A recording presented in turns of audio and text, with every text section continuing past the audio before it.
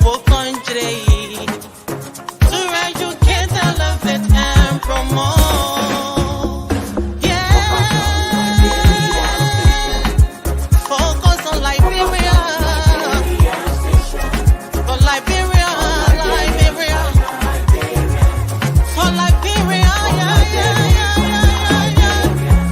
From Monday to Sunday, from Monday to Sunday, it's focus on Liberia.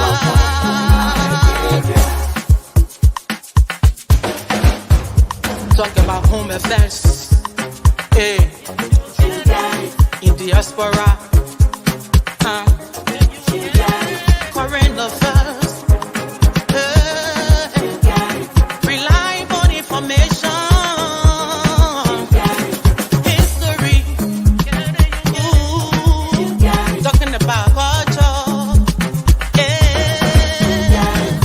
politics, education, entertainment, business, sports, advertisement, articulation. Focus on Liberia. Focus on Liberia. Focus on Liberia. From Monday to Sunday.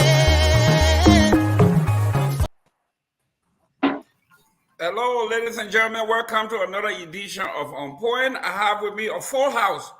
Today is a special day. We have a special guest, a gentleman who is known in Liberia as a professional police officer, CID, you name it, when it comes to criminal investigation, when it comes to prosecution. Mr. King, Charles E. King, is going to be our guest today to delve into this equator of the so-called evangelists came to Liberia to bring us to Christ. We will delve into that. He will give us what it is when we say prosecution, evidence, presenting the evidence. We're going to delve into that. We're going to leave that particular topic to him. And then if you have issues, you have questions, you call.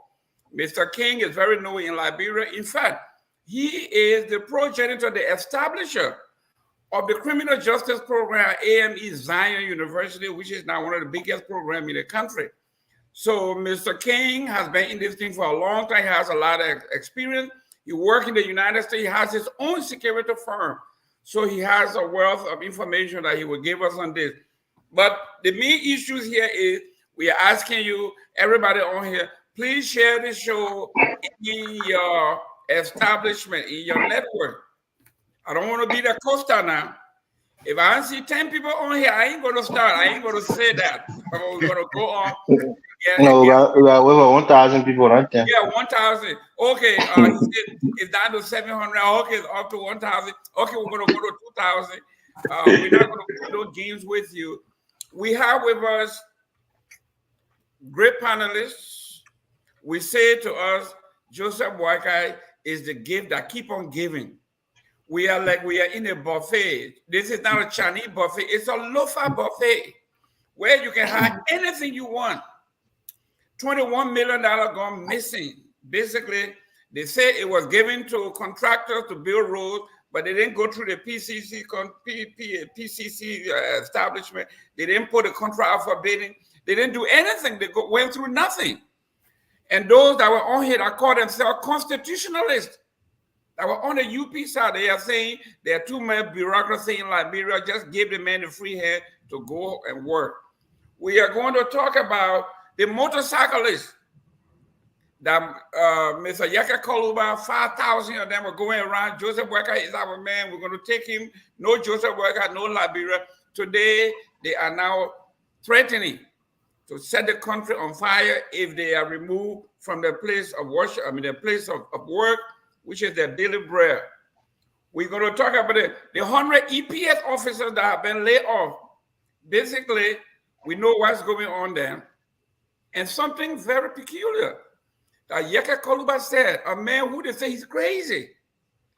he made a suggestion in the House, which makes sense. We look at it. He says, if we have all the trained officers, if we don't like them, we don't feel comfortable with them because they are not in our unity party cycle, why sack them?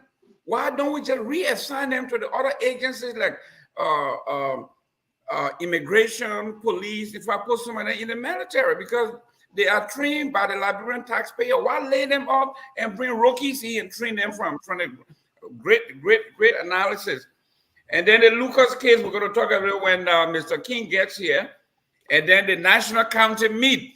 Grand Bassa County has moved on to the quarterfinal. You're going to tell me which county you are rooting for and where are you now. If you are from Sano County, forget it. Leave your own with God. If you're from Maryland County, I think leave your own with God. So I'm not picking on you, Mr. Namwe. I'm not picking on you at all.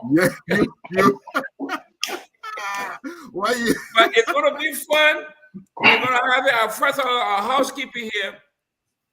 I want to say congratulations to the Minnesota Timberwolves, the young cats from the Please, no, stop right there. Don't jinx us.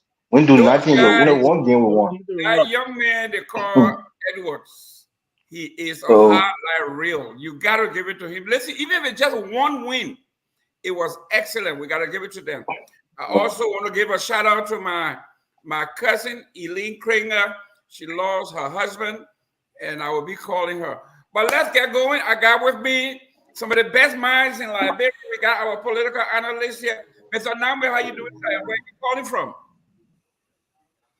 Hey, gentlemen. Unfortunately, no lady is on set. Hopefully, one will join us soon. But it's great to be with you. I'm calling in from South Jersey. I'm in Atlantic City, so it's a pretty beautiful day out here. If someone is Coach King, you gotta put a phone in landscape. if someone is speaking, I can't hear them. So we can hear you. We can hear you, but There you go. Is adjusting. Let me also register that I'm smarting from my Sixers loss yesterday to the. And I have my volume turned up. Oh, come on, 76ers. Come on. Let the team I can't hear anyone on that end. You gotta take him out and bring him back in. Make sure you give his phone permission for the microphone. Yeah, he needs to go in and come back out. All right, go ahead, gentlemen. Okay, Mr. Tawo. Yes, gentlemen, it's nice to be here again and to. Mr. Tawo, you gotta do something about the lighting in your room is kind of dark. I know. But go ahead. Yes, I'm in Houston. The day is nice. The weather is good. We do everything big here in Houston and across Texas. You're in Texas now. Okay, yeah. All right. Mr. Elvis Morris, land of 10,000 lakes. Your team is been buoyant. The young cats are balling. Yeah, but we're apprehensive. We don't want to jinx them because we know how Minnesota can be.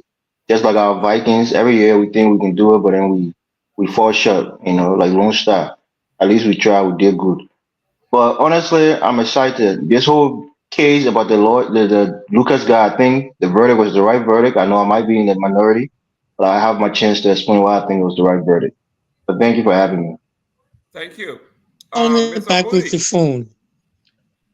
I think first of all, I would like to say I think Mr. Tawo is using LEC. That's why his light is not. Yeah, I see.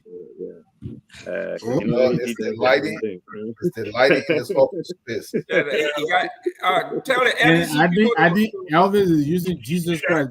He's living in the light. I think I open my window, my man, the natural light in my regular light. So it's very good. Elvis, you look good, but Jerome, I think Mr. King said you should call him. Jerome. Yeah. I think Mr. King said you should call him.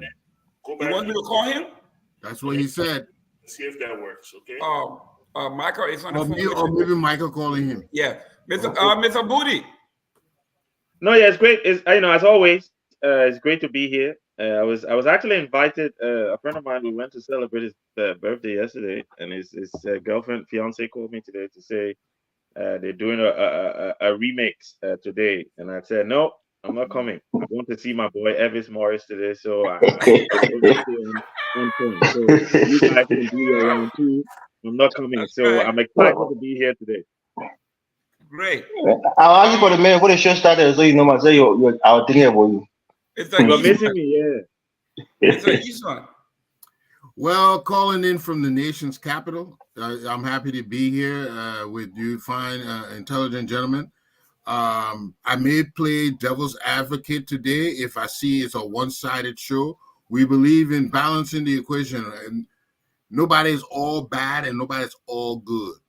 So let's see if we can give a balanced impression to the people, our followers.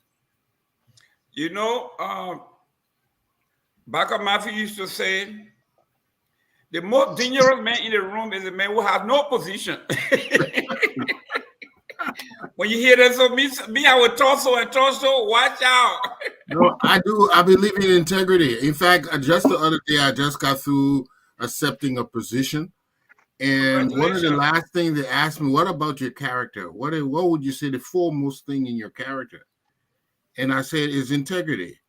You know, your yes must be your yes, and your no, not today because of the situation. I will bend it, or I will be dishonest, or I will lie to you. Your yes must be your yes, your no, tomorrow to yesterday and in the future. Integrity is what I rule by. So it's the integrity of the show I'm looking at. That's what I'm trying to do. Great. You notice he didn't say anything about the Washington Wizard. Let me tell you, I'm not a local for New York is my Knicks. Oh, now we're gonna talk about yeah, the now Knicks. we know your New I'm York a Knicks New is Yorker. well. Okay. When it comes to that, all over the Giants, the Mets, the Knicks retired some years ago. Don't even put a mess there. What are you talking about? What are you trying to say, What man? happened? Well, ladies and The gentlemen, Yankees, man. No, I'm not a while we Yankee. wait I'm for a Met. Mr. King to come on, Mr. Pat Moore. Mr. Pat. Muted. Yeah, maybe he's talking to Mr. King. No, gentlemen. So Mr. King's having a few technical difficulties here getting him on. So I have him by audio, by phone. Okay. And he has agreed to go ahead and participate in that manner. Great. Okay. Well, first, can we go ahead and bring him in and have him introduce himself? Yes, go ahead. Introduce yourself, and we want to say kudos to your Minnesota Timberwolves. All right, thank you so much. Thank you so much, gentlemen. So I have thank you. It's a great Sunday. I have Mr. King here. Mr. King, can you go ahead and introduce yourself, our audience, tell us a little bit about yourself and your criminal investigation background? Thank you very much. Thank you. Can we hear him? Yes. Yeah. Awesome. Okay, yes, go ahead, Mr. King. And thank you all for inviting me. I'm so sorry about the technical difficulty. My background, I started all the way back in 1965, 66 with the Liberian National Police Force. I went to the police academy. We had 9 months of training. And from there, I was assigned at the CID. I was a CID patrol officer. From there, I matriculated after the police academy here. I obtained my criminal justice degree from the University of New Haven, Connecticut. And then I was assigned, I attended the FBI National Academy in Quantico, Virginia, as well as the United States Secret Service training program as well. So I've worked in law enforcement, as I mentioned, since 65 or 66, one of those years. But I was also Assistant Director of Police for Administration, Deputy Director of Police for CID Affairs,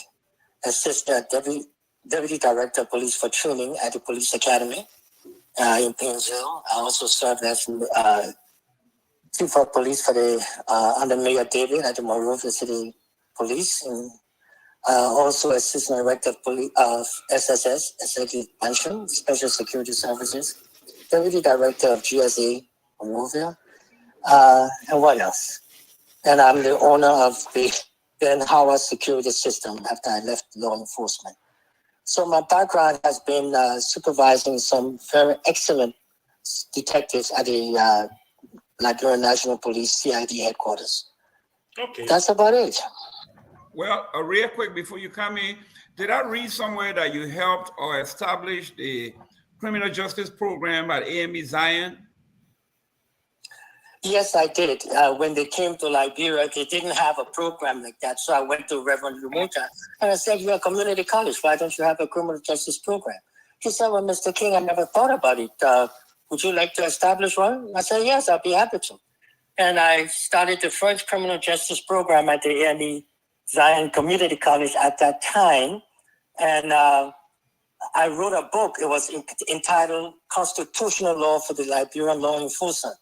And I donated about 150 to 200 books or 250 books, something like that, to them. So yes, I started a program and I gave the first training program there at the school. I can remember it was near the JFK hospital, just on the right-hand side before you got to the hospital. That's where the building was, when they moved somewhere from Peninsula or something like that. But yes, I gave the first program there. And I worked towards that day and night to establish that program. And of course, the war came and we had to leave. That's it. Yes, Thank you very much. Awesome. I just didn't want that to be left out because it's a very critical component of our judicial and criminal justice system in Liberia that we are now being trained on site. We actually have a program at a university that is training that. Mr. Padmo, you take it from here. Okay, so Mr. King, if you could first of all, we have several panelists on here. I haven't seen this group, but man, you brought everybody outside. But that's good. I haven't seen such a big group in a while. But first of all, based on what you have read and what you observed concerning the Lucas attempted murder case on Jessica Lord, could you give us first a short synopsis, and then we can go into offering questions to you. If you could just give us your synopsis of what you observed and your own interpretation of what may have happened. Okay, and again, thank you very much. Now, let me explain something basically in criminal investigation, especially as it relates to this case. When I read it, again, I'm not privy to all the ins and outs of it, just what I've been reading in the newspaper. Most people do not understand that when a person is charged with a crime, it's very careful now, everyone must listen. When a person is charged with a crime, the police involved have to produce the elements or the evidence to support that crime. If one element of a crime is missing, you cannot charge that person or prosecute the person with that crime. Now, let me give you an example. If a person, and not only one charge can you make on a person, you have several violations. And you will look at each of those violations that you can charge the person with and work on the elements. Now, let me give you an example. Listen carefully. A crime of burglary, for example, a crime of burglary, and it can be either way because I'm not looking at the Liberian Code of Law right now. So I'm making this up in terms of the charges. A crime of burglary is breaking into the house of another. Number 2, in the night time. 3, removing therefrom the property of another. Okay, now I'll give you 1, 2, 3, nighttime and all that. If someone is arrested in your house at 3 o'clock in the afternoon, you cannot charge that person with burglary because it says nighttime. So that is the 3 elements: breaking into the house of another in the nighttime and removing property therefrom. I'm just giving you as an example. Those are 3 elements. If it is not a house that you have been found in, or if it's 3 o'clock in the afternoon, it's not the nighttime. So you cannot charge that person with burglary. Now, the next crime would be trespassing. Can you charge for trespassing? Can you charge this person with trespassing? In which case, what is trespassing? And again, this is just an example. Trespassing is being on the property of another without authority, without permission. So if a person is caught in the premises of a home in the afternoon time, you've caught the person there, and he may be removing something from the building, charge him with trespassing because he was not there with permission and it was on the property of another. So that's how you go. Does everyone understand that so far on the panel? Yeah. You see? Yeah, So, not exactly, Mr. King. Mr. King, okay, the please, go idea ahead. that you said it happened at night, I thought it's only entry, intent, and presence. But then you say you give the factor of time as well. So if it happens in the day, that's remember, I said as an example, because I was not privy to the Liberian Code of Law right now. And I gave you an example. I said, these are the three elements of a crime of burglary. So Just Okay, so hold on. Let Mr. King finish his thought. Then we'll all be given the opportunity to ask a question. Yes, please. Again, remember, I said as an example, the crime of burglary is breaking into the home of another in the nighttime and removing property therefrom. I only using this as an example because I'm not privy to the Liberian Code of Law right now. So if one of those elements are missing, you cannot charge that person with that prosecuted person for that crime because the elements of the crime says 1, 2, 3, or 4. So if one of the elements missing, you can't. You have to look for another criminal law violation that has the elements within it that you can provide supporting evidence for. That's why an investigator has to also know the law and the elements of the crime. All right. Thank you. Elements. Thank you so much, Mr. King. Here, we'll get some questions going here. Please. We'll start with Mr. Morris. You have a question for Mr. King here? yes. Please. I don't know.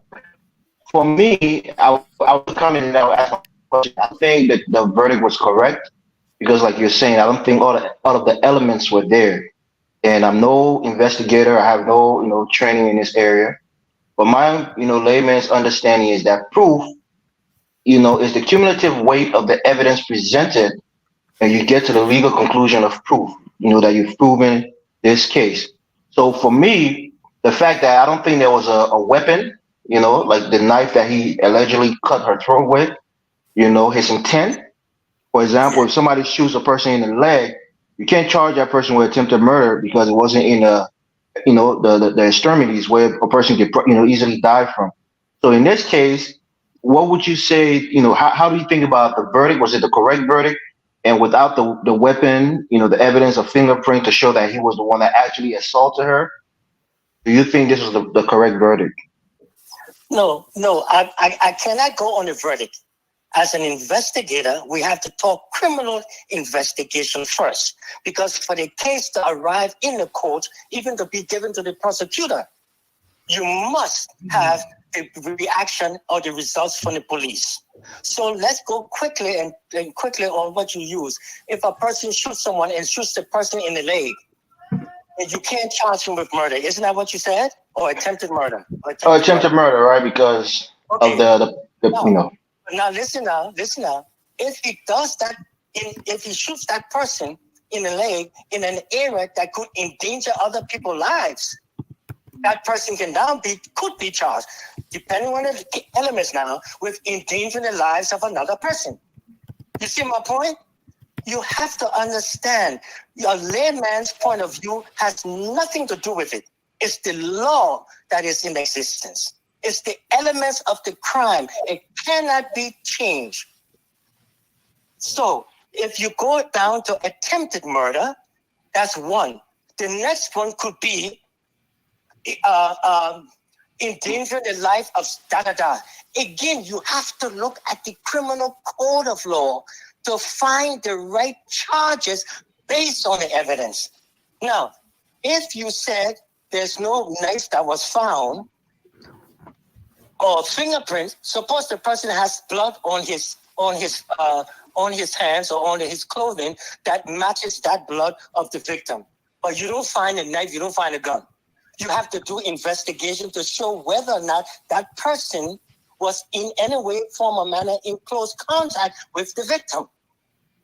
And then any witnesses that you have must be able to substantiate what you say. This is why the criminal investigation starts with the police, not with the prosecution. You have to gather physical Mr. King, Mr. Number here. Yes, I think, yes. yeah, thank you very much for the clarifications. I think you really you've helped the case. But let me ask you this. Yes. I hear you say in order for the verdict to go by the way of the defendant, I mean the plaintiff, all of the boxes must be checked. I was just wondering. I'll give you an example like you gave me here. If you go here to apply for a driver's license, there is a 6-point requirement. Some items are worth 2 points, but there are some items that are worth 4 points. So you can either bring 3 of the 2 points items, or you can bring one item that's worth 4 points and bring another item that is worth 2 points, and you still make the 4 points. Yes. All of the elements that are required of equal magnitude. I mean, in the case of this girl, there are visible marks on her neck, right? We suggest that there was an attempt made to serve her head. Now, I understand, some of the required elements may not be present, but could that alone increase the chance of a verdict, of a guilty verdict for this defendant? Again, and I'm sorry on face so you can see my expression and movements. But you see, the rule of law. I'll blame that on Padmo. He didn't do a good job. As an investigator, my purpose is not to determine the guilt or innocence of a person. My role as an investigator is to provide evidence for the court of law, and the triers of facts have to decide whether the evidence is competent, material, or relevant. You see, now some people out there will say, oh, but he's talking like a lawyer. But in order to enforce the law, you must know the law. You must understand the rules of evidence in a court proceeding. You cannot go around that. If you do not have the proper evidence that has been admitted, and just because you say that you saw someone do something, it doesn't mean that's facts. They have to investigate you to determine your integrity level and where you're coming from with regards to what you saw. In this case, again, as I said, forgive me out there for all of you who might want to question, I do not know the full aspect of the case, but I can tell you that an investigator must cover all grounds of the charges that want to make against someone who has been arrested or suspected of committing a crime. You cannot go around it. I don't care what you say. And for the average person, it may look like someone has interfered with a case. When I was Deputy Director of Police for CID, I invited the late strong Judge Emma Wonsler to the CID to talk to the investigators about this very same issues of cases that we take to the court. And I'm talking for whatever reason. And Mr. Lemuel Reeves, the former Commissioner of Immigration, took the law school as a result of being inspired by this coffee break with the director when we discussed this. There's no way to get around this issue unless the police investigators put together a ironclad case and support it by evidence. Okay, all right. There's no way you can go around it with no additional. The evidence has to be weighed, evaluated, compared, and measured before it can be accepted as evidence in court. All right. Okay, Mr. Padmore. Mr. Padmore. Yes, sir. Okay, Mr. King. My man, you were not used to be on here. Mr. King? You were not used Hold on, to. Mr. King. Is that illegal? Where now? Where No, Aliyu coming that from? Aliyu Prodigal looking son like returns. that's his looking like because he wear hat these I days. had to be on here tonight. Okay, so can we get Dr. Booty in here first, and then we'll come to Mr. Gaiman and then Mr. Kamara. Okay, thank you. Thank you very much, Mr. Padmore. And first of all, Mr. King, I would like to say thank you for your service to our country and all the effort you put in. I'm sure some of the remnants within our security apparatus at this moment were people that you probably taught when you were at the training academy. So thank you for that. I think listening to you, I think you're trying to stay away from being, the prosecutor in this case. You want to focus on being the investigator. So my question for you is, based on that fact, like if we focus just on the investigation that kind of fed into bringing the charges in the first place, do you believe that they actually did the right things? Did they capture all of the evidence that were needed for the charge to be brought? Okay, can what were the actual charges? Were there just one charge or were there several charges? Please, can someone tell me who is more aware of the charges? Mr. Padmore, do you want to tell Mr. King what the charge was or charges were? No, I'm not aware of all the charges. The only charge that I'm aware of is the attempted murder charge. Okay. Yeah, me too. What I'm saying again, gentlemen and in the panel, listen so carefully to me, please. The charges will have success if you have evidence of the charge, of the elements. If you have evidence who supports the elements in the case. Now, if there's only one charge, I would say to myself, if I had my team of investigators now, as Deputy Director of Police for CID Affairs, I'll send my team out who's responsible for such cases, and they have to look for evidence. Now, attempted murder is one. The second one would be, where was this location of this young lady? Where was she found? Where was she at this particular time? Where was the suspect? Where was he at that time? Who saw him there? What time of night was it? How proximity was he to this victim who had their throat cut? What was his connection with this victim? Have they had any issues before? Was she was she raped? What connection in the past has she had with this lady? Has there ever been a complaint? Did they have any altercation? There's so many other background information that one must get to if one's to you have to find out these things. That's what the investigator does. He doesn't just grab onto one thing. He does a complete background. Has this person ever been to the victim's residence before? Has the victim been to his home before? Things like that. What clothing? What are the any type of fluids on the person's clothing, on their hands, on their fingers? What about the victim herself? Did she have any type of scratch marks on her? Any type of lot of substance or fluid on her clothing to show that she was in close contact with the accused. These are things, and the investigator, did he take a picture of the person, the victim, the mark, or whatever? What information did he get from the hospital when she was taken there? Things like this. It's unless you're a professional investigator and take time, you mess up the evidence to support your case. Okay. That you have. All right, so we'll go to Mr. Gaiman. I got you, Mr. Taro. Hold on 1 second. The person that asked me the question. Yes. Did I answer that satisfactorily? It's very important for me to make sure that I explain this thing carefully. Did I answer? No, I think no. You explained the process, but what I was trying to get from you was your assessment of the way that things fell apart. Do you think the evidence did not support? So if we just focus on the evidence prior to charging, do you think the reason it fell apart is because the evidence provided by the investigators was not were not up to standard?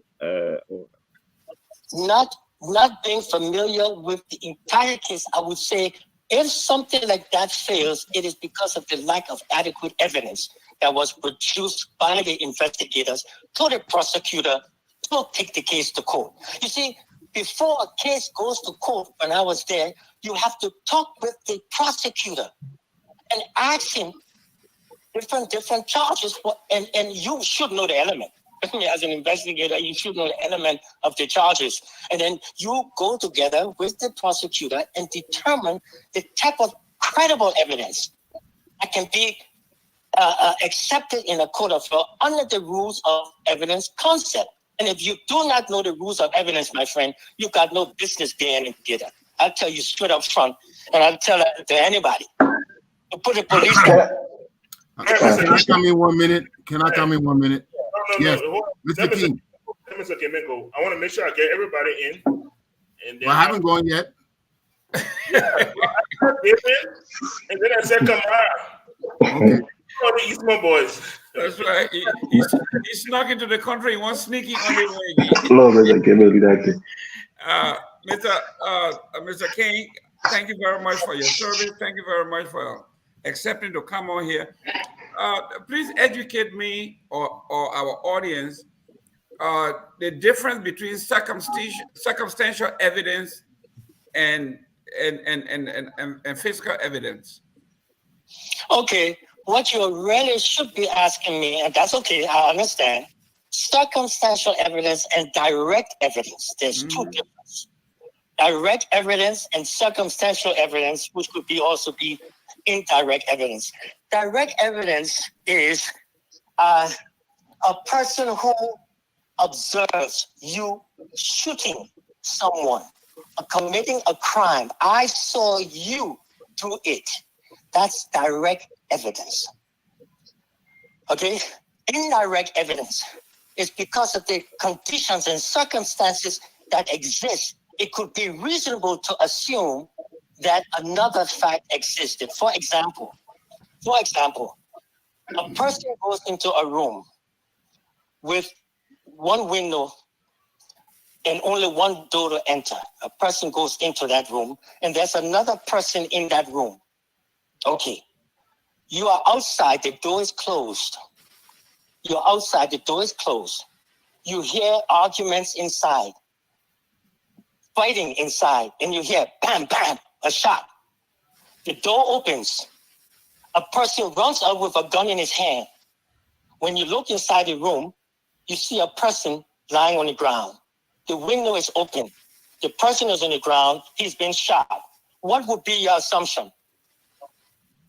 Obviously, that the person running out the door with a gun in his hand, running out the door with a gun in his hand, running out the door and escapes. What would be your assumption? That person running out of the door is the one that shot the person. Yes or no? Yes. That would be your first assumption. Yeah. That's circumstantial evidence. Now, can you convict on circumstantial evidence? Yes, you can under certain conditions. If you inspect the bullet in the person through a medical examiner, a forensic laboratory, and it matches the bullet that comes from the gun that you saw with the person running out. Yes, you can. You see? And then it goes on, but you have circumstantial and direct evidence. That's the difference. All right. And those have to be relevant to the case, material to the case, and competent to the case. You see, all these words I'm talking, lawyers know them. And if you don't know them as an investigator, you... Okay. Mr. Kamara. Mr. Kamara, you can come in, sir. Yes. Mr. Tower, before Mr. Kamara, thank you so much. Mr. King, thank you so much. This is how in New York investigator sounds.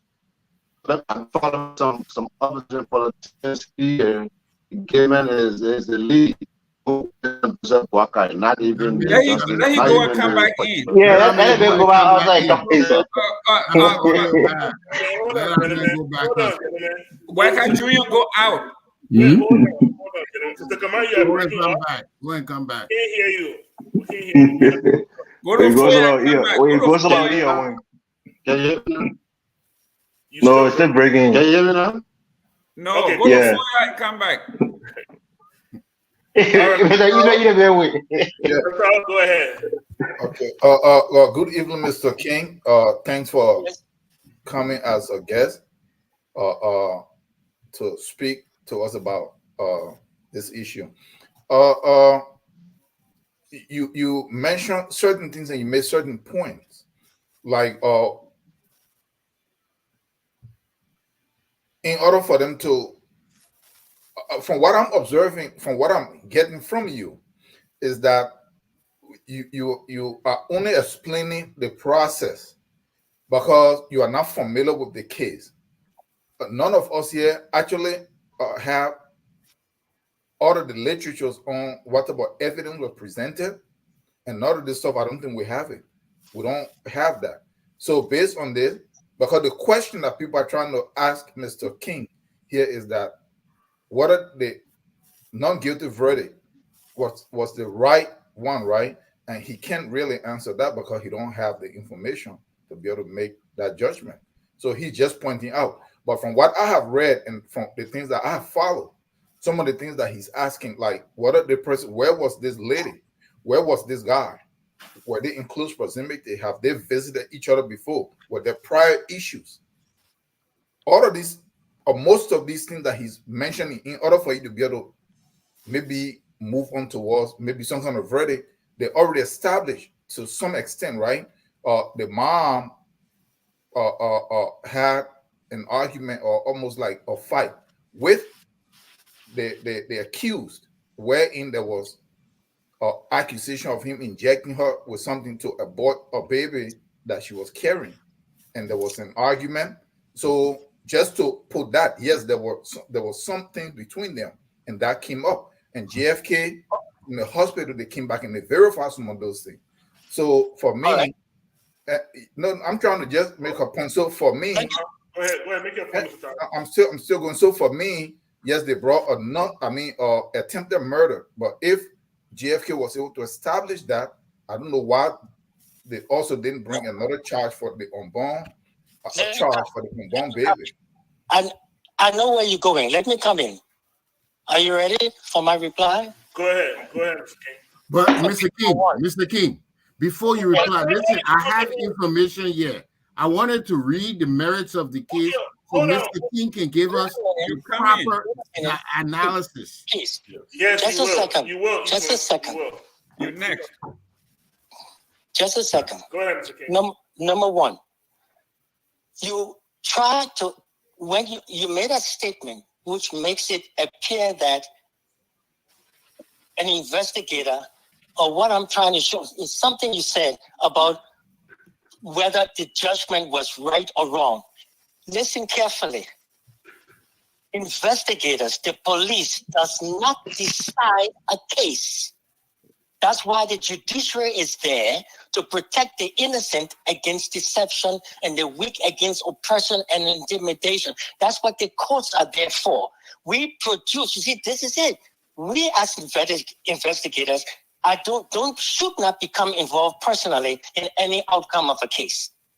We present our evidence objectively and give it to the court system, and the court will decide whether a judge trial, a bench trial as it is called, or a jury trial.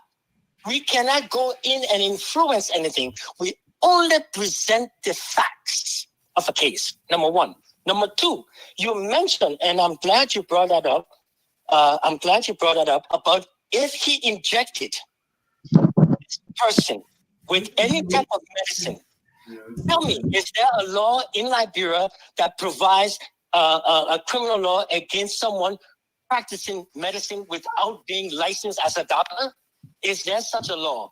I don't know now. I'm asking you.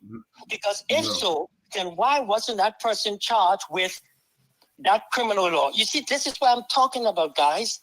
If the judge, if the nurses, the hospital said this person was injected with something to abort whatever, abortion or whatever, And you have to now backtrace to see if this person was the victim who administered it. And if he did, he was dispensing medicine without a license. That's a charge.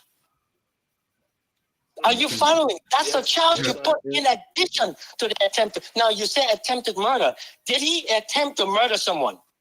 Did he attempt to end his life, or was he reckless in giving in practice that could endanger? You see my point? Someone answer me. Yes, Please. yes. Yeah, we do. So that's what I'm saying. You look at different charges of the elements, different charges. In this case, if she can show, and there's evidence that he purchased an injection needle or vial, whatever they call it, and that he went to the drugstore and got this, and he talked to someone about getting medicine to inject someone or anything, that's how you bring it in. So if one charge doesn't work, bam, you drop down to the other one. Thank you. All right, Mr. Eastman. This is the essence of thank what you. I'm saying, guys. Brother King, Eastman, yeah, man. How you doing, sir? If the police investigators are listening, I want them to listen because I'm a trainer. Okay. You know, I teach this thing at the police academy. That's right. Mr. King, Mr. King, welcome to the show. Eastman, yeah. Welcome to the show. Thank you, Mr. I'm Eastman. glad I love professionals because that's what our country lacked, expertise and professionals. But here is the case as reported initially in September 15, that Lucas Richards was arrested on suspicion of attempting to slit the throat of his girlfriend somewhere in Caldwell, Bushra Island. Okay, according to the victim was reportedly rescued by motorcyclists after being stabbed in her neck. Richards, however, denied the allegations, saying that Jessica was hit by a moving vehicle after she disembarked from his vehicle. While trying to rescue her, he claimed he was attacked by angry motorcyclists who accused me of attempting to kill her. Yes. Okay? Now, in a separate incident, Jessica's mom, Cynthia Lloyd, said that this happened weeks after he had gotten her pregnant, and reportedly destroyed the pregnancy by injecting her daughter. Richard said that he was attacked and robbed, his phone and money were stolen, and their vehicle damaged. That's how it was reported. Yes. Okay. So from what I wanted to give you this preliminary information, okay? Yes. So that you can be better advised how to, guide your answers, given if this information is at all factual. As you can see, it is being disputed. He's saying he was attacked by motorcyclists, which we know this happens. Okay, and that he didn't slay. It actually happened after she was trying to disembark from the vehicle. Now, as a trained law officer and investigator, how do you assess that account? Okay, thank you. Now you have read this from the newspaper. Is this correct? That's correct. Now we are using a third-party source that you want me to comment upon and the public to listen to.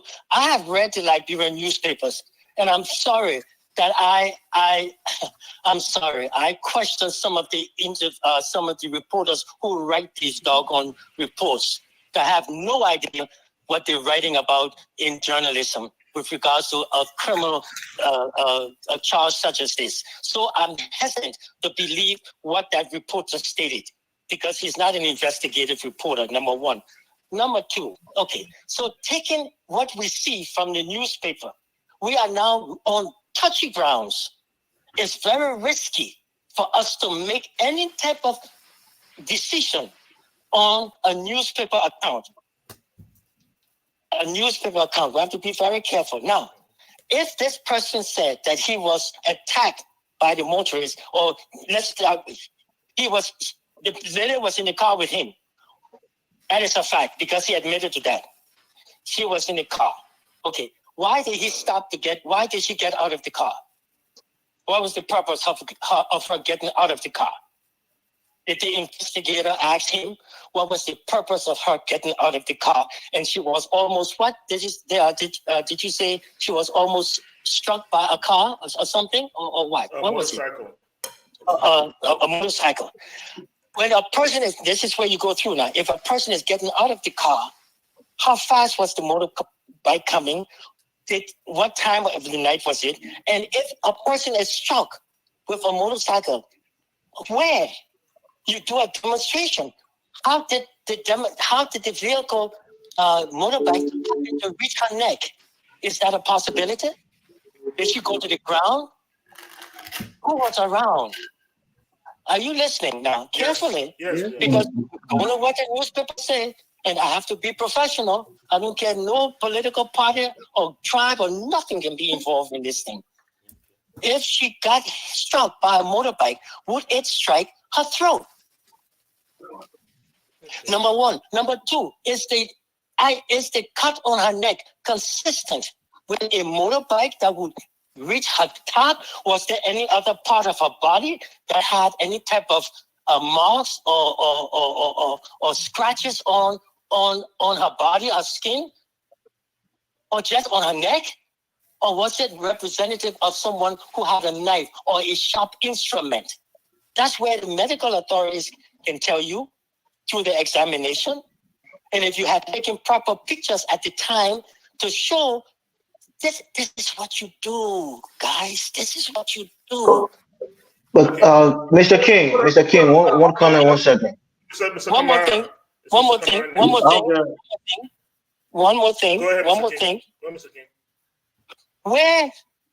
Where was this person, the suspect, standing at the time the motorcyclist or someone say they saw him? Where was he? I mean, well, if this lady was in the bush, if the victim was in the bush, in the forest, in the bush somewhere, that means he left his car, got out of the car, and walked to the bush to do what? Why was she in the bush if she got struck near the car? Or a motorbike hit her or what? I mean, what was she doing? She jumped out of the car to escape him and run away for help? And then he stopped the car and ran after her, and that's where they saw him? Hello? All right, yeah, okay. So let me bring Mr. Kamara in. I was hoping we could dedicate just an hour. We're almost up to that hour right now. We just have a few minutes left. Everybody has asked their question but Mr. Kamara, so I'll let Mr. Kamara come in, and then you can answer Mr. Kamara's question, and then I'll give you an opportunity to just give a quick summary, of what your thinking is most likely concerning the present nature of investigation in Liberia and its adequacy, and then we can let you go and continue. So, Mr. Kamara, please come on. Mr. Patrick, I'm not asking a question. Thank you, Mr. King. This is the first time I've seen someone actually speak and Gilman listen to gain knowledge. I mean, you've really educated him tonight. This is how a professional should speak. You refuse to be drawn into politics and assumptions. You stick on your lane as an investigator, and I appreciate it. But as someone who is inquisitive, I like to still understand this thing as trivial as it may be. This thing about burglary and nighttime. Is this the 1965, 1975 definition? Because I'm looking at burglary here. First of all, I want to know from you the difference between burglary and breaking and entering. And again, while you answer that question, the case is very complicated, and I respect the way you responded to it. If people actually saw this guy trying to kill this girl and they rescued the girl, what was their account as far as the court is concerned, as far as this adjudication process was concerned? We don't hear anything about the witnesses. So it's just really hard to comprehend. But go ahead, sir. Okay. Could you please with me again on the first part? The You mean the first part, yes, Oh, but the the first difference. part That's he all was a right. I got little it. confused about. I got it. No, I got it. Okay. I got it. The difference between burglary and housebreaking, right? Breaking in. Now, breaking and entering and burglary? now listen carefully. When I was back home, I had in the job, I had access to the Liberian Code of Law. I do not have access to it here, but I want to give you an example only. Can we agree on that? Yeah. Yeah, we can agree on that, but yeah, you're right. But burglary doesn't have to be night or daytime. Once you break into burglary, Okay, other But like that's why he said he was giving an No, example. not once you break in. Once you take something of value. Why after breaking is burglary? You can have breaking and entering without taking anything. Then it's just breaking and entering. guys, Gentlemen, we have to listen explain here. carefully. Let's listen to the professional. Please listen carefully. I'm trying to help you guys. Listen carefully. Whether it's burglary does not include this or that, that's not my point, because I do not have the code of law before me. Thank you. So I'm going to give you an example only.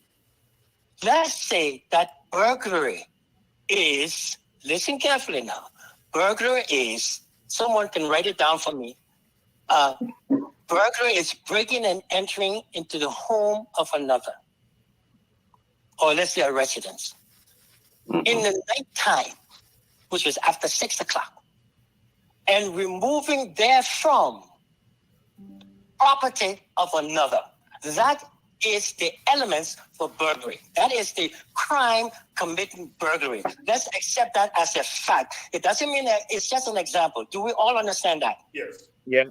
No, I don't understand. Except at nighttime. That's why I don't understand. Nighttime thing is No, what it doesn't You matter. guys are not listening. This is the law here that we have established right now. It has to be in the nighttime. That's the law right now. I'm giving you an example. It's a law. It doesn't exist, but right now it exists. All right. So it's imaginary law. Okay, we got it. Thank you. Yeah. Housebreaking next. The crime of housebreaking is when you break into a house. Breaking in means breaking through a locked door into the residence of another in the daytime. Okay, in the daytime. That is the crime of housebreaking. Can we accept that? Yes. For now. Yeah, some people will accept that. If a person doesn't break into your house, if a person doesn't break into your house, but the door is open and he comes into your house It's trespassing. in the daytime, 3 o'clock, you cannot charge that person because the element of breaking and entering doesn't exist. There's no breakage. There's no breakage. Mr. King, I think you're clearly laying out the element, but I'm still concerned. Thank you. So if one element is missing from any of the charges, gentlemen, you cannot charge that person with. Now, you have trespassing, and that's how we used to get certain people when they were arrested by the court, by the homeowner on the premises in their homes. We used to charge them with trespassing. Simple. Being in the property on the property of another without permission. Finish. Okay. Case closed. All right. We had evidence. Do we all understand? Yes, sir. Yes. So time's a little far spent. I want to give you a few minutes here for you to just go ahead and just speak to, on your closing here, just speak to the current atmosphere, the current structure of our Liberian enforcement and investigation, the professionalism and the adequacy of investigation in Liberia, because this is not the first case that we've seen that the government has lost. The government continues to lose cases back and forth. There was a drug case that they lost. There's so many cases. So could you speak to us just for 1-2 minutes on the present circumstances of investigation, criminal investigation in Liberia is lacking, where we've made progress, where progress is still needs to be made. Thank you, sir. Well, initially, first of all, the duty of a police officer is to protect the victim, the innocent against deception, and the peaceful against violence. We in Liberia, our police needs professional training. I was reading some time ago, they sent, I think, 26 police officers to Virginia to do the training at the Virginia State Police. I saw that and read that. I was shocked. What kind of 26 police officers you sending here to learn police work? How are they chosen? What topic are they using? The CID is responsible for investigation. If you don't have a properly trained investigator who knows the law, you got to know the Constitution, you have to know the laws, the criminal code, and you have to be able to know the resources that you have available to investigate and collect your evidence from the crime scene to support whatever charges that you have. An investigator has to understand the rule of law. He has to understand the rules of evidence. He has to understand constitutional law. He has to understand the criminal law process. And it is the responsibility of government. It is the responsibility of the police director. It is the responsibility of the prosecutor, the Department of Justice, Ministry of Justice, to ensure that their officers are properly trained. Do they need to hire all lawyers then at that particular department? We gotta close it. We gotta close it and move on. Mr. King, before you leave, let me ask you real quickly. Now we're here. I hope that those who are listening, who have the authority or who have the ears of the necessary power to be, please understand that you cannot go into court of law and just try to win a case. You cannot go into the court system and produce any type of statement. You have to understand the rule of law and the law of evidence. If you don't, your business are going to be thrown out every single time. That's the bottom line. Mr. King, I have a quick question before you leave. Listen, let me ask you real quickly on this case. I think you're laying out the process very carefully, but let me take you to the Gloria Musu-Scott case. I mean, obviously, a lot of the elements that you are, enumerating here were absent, and yet she's languishing because she was convicted of murder. They couldn't find the pepper spray. There are a lot of things they couldn't find. And I'm wondering here, I know you say you'll be as apolitical as possible. I get that. But do you have any opinion on that case? Relative to the evidence? My opinion here is they need to review the evidence procedure that was made by the police investigators at that time.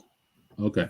If they fail to perform a certain basic elementary function of an investigation, especially one of a murder investigation, if they fail to do so, then you have to take a look at that. The lawyers, the defense should take a look at that to make sure that the problem was not started at the police investigative stage, because that's where it starts from.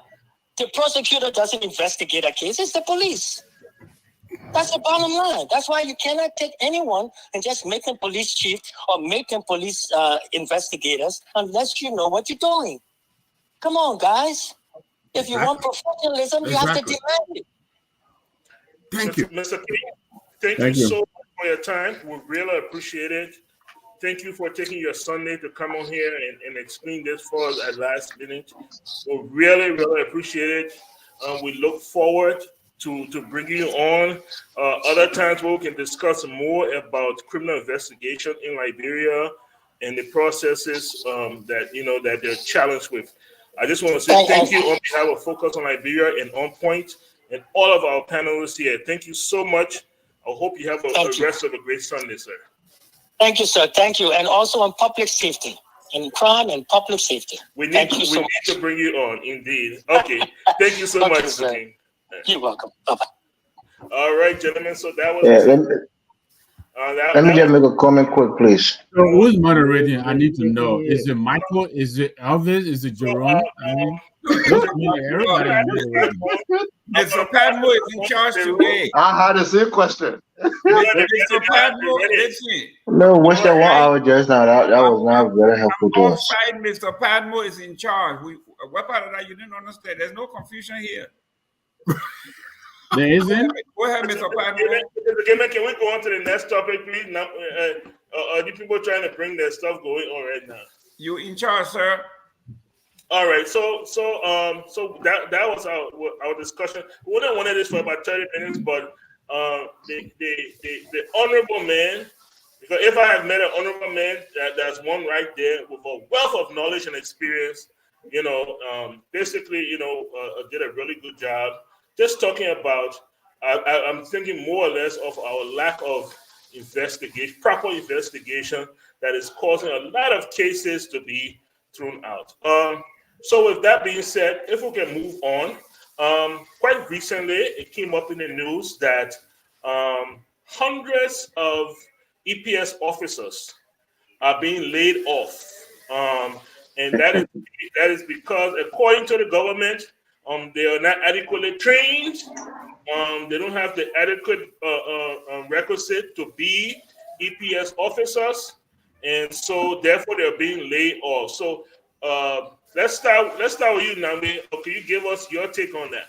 Yeah, quickly, Michael. I don't remember anywhere where lack of training is cause for dismissal. If the person is not adequately trained, what do? You train them, right?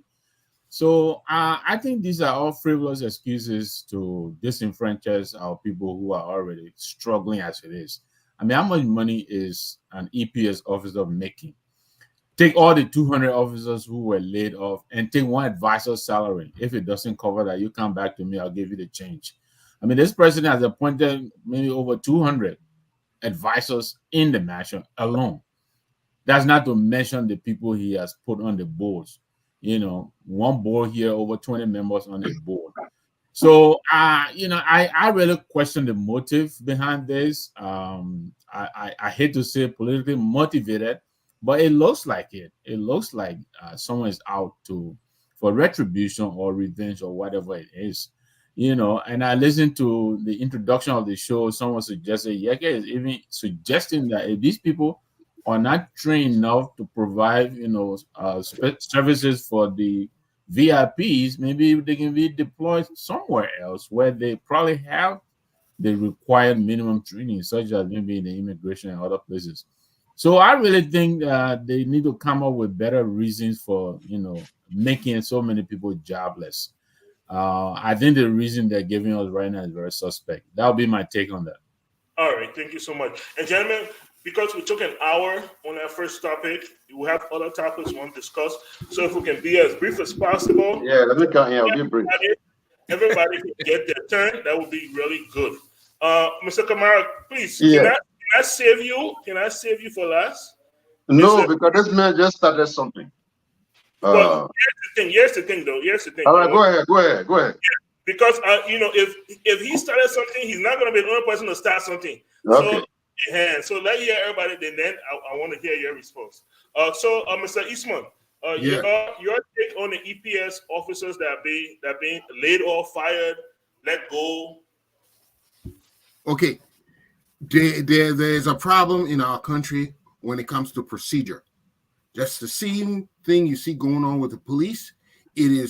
That thing is mirrored in almost every industry, in almost every practice. We have completely scrapped professionalism. The manner in which an EPS officer should have been hired, he should have gone through the requisite background screening, should have given the requisite action notice, all of that should have been in place. This thing should not be existing now at all. Talking about they don't have training or they're not properly, all this should have not existed. When you do things improperly, that's when these things occur. But speaking to the issue of the dismissal, right now the personnel manager resigned because he claimed he's being forced to sign dismissal papers. It is a big calamity. What I would do, knowing very well that jobs and the strife in Liberia, I will find a different place for these people to be. because we have to address the unemployment issue. It's a critical issue in our country, and they need to address it. But as far as what's causing these problems is we do not want to take the proper procedure in doing things. Taking a professional, put him there, let him train other people so we get it right. We want to do it any kind of way, and these things will continue to occur until we get it right. Thank you so much. Thank you so much. Okay. Mr. Morris, you want to give your take on this? Yeah, thank you, Mr. Padmore. I think it's just the same when we have new government coming, we have such a high turnover rate. This is one of those things. We know that Sam Gay was disgruntled under the Weah administration. He's vindictive and he's doing this in retaliation. But I would say to President Boyka, the thing I can kill monkey, I can see it coming. So if he thinks that the likelihood of a coup is zero in that country, he's wrong. He has to be careful. This is Liberia. He's the president of Liberia. If he's trying to ostracize certain people and think that what a guy named Lauren Kabila, one of his own small child, so who he trusted the most was the one that killed him. So if he lets Sam Gay use his personal vendetta against President Weah and people he hired to take these people out of a professional job that's supposed to serve the nation, he's doing this at his own detriment. If we wake up one morning and we hear there's a coup, we have nobody else to blame except Joseph Boyka and the people he trusted to be his lieutenants. I'll leave it there. I won't even take too much time. Thank you so much. Ali Kamara. Yes, sir. See, this is why I decided to come on the show today, because I knew these kinds of unnecessary statements would be made. And somebody want to turn the thing into opposition politics is because it's a witch hunt. Listen here. When the EPS was set up, it was set up for 300 people. There are 900 people on there. Who are they guiding? Now, when you read that stuff over there, you said hundreds. The circumstances have changed, man. Try and change that. You see that? You see that? Yeah. We have two sitting former presidents who need let me make my point. Where does the personnel come from to protect? Let me make my Let Mr. Kamara make his point, please. Let me make my point. Go ahead, Mr. Kamara.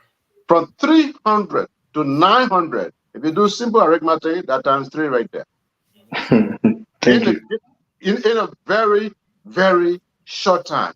Now, when you read that little caption over there, you said hundreds were sent out. Somebody can say 200. Okay, at least they qualified. You said they fired them because they were not trained. You see, this is how you guys mislead the people. Okay. You didn't read why they fired them. They didn't meet certain criteria. You didn't use those words. You used not trained because you want to turn this thing around the other way. Now, let's set this straight. Listen, this government, when we went to campaign for Joe Burger, including some of the people in the EPS, Joe Burger said crystal clear he needed a small government. I don't know why you're surprised now. Number 2, if you are in the EPS, you're wearing blue, you're wearing CDC here. We see you with a pistol on your side. We saw you with our own eyes. How can we trust you in the EPS? EPS should be non-political. Mr. Nangbe didn't see that. And let me say this to those with this fear-mongering. Oh, they'll be cool. Lauren Kabila, a son shot him, and this and that. Go give it a shot. Go and give it a shot. You can redeploy the people somewhere else, Mr. Kamara. Nobody stop them from applying somewhere else. That is fear that making you tell people not from there because you think that we are people. So don't try to act like there's not that fear there. That fear is there. Let a host, please. Gentlemen, can we hear from Dr. Booty? Dr. Booty, so you heard opposing sides here.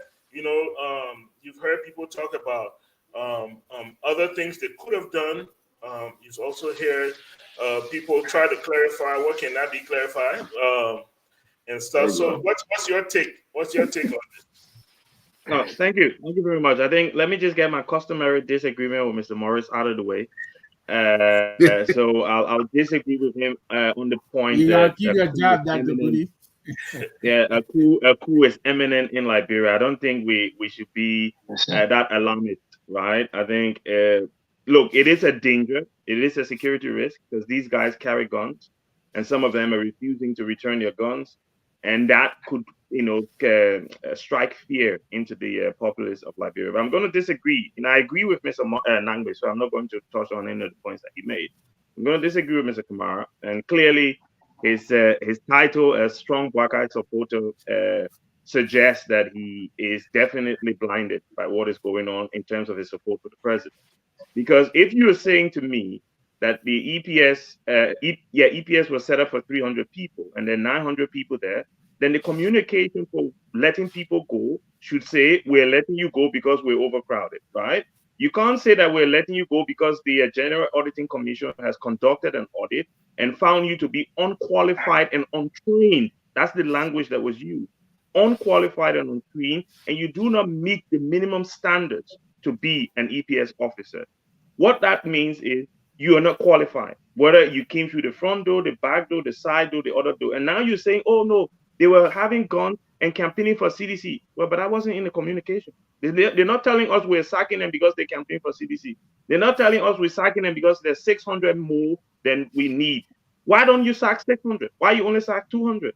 If you're saying it was set up for 300 and there are 900, then you sack.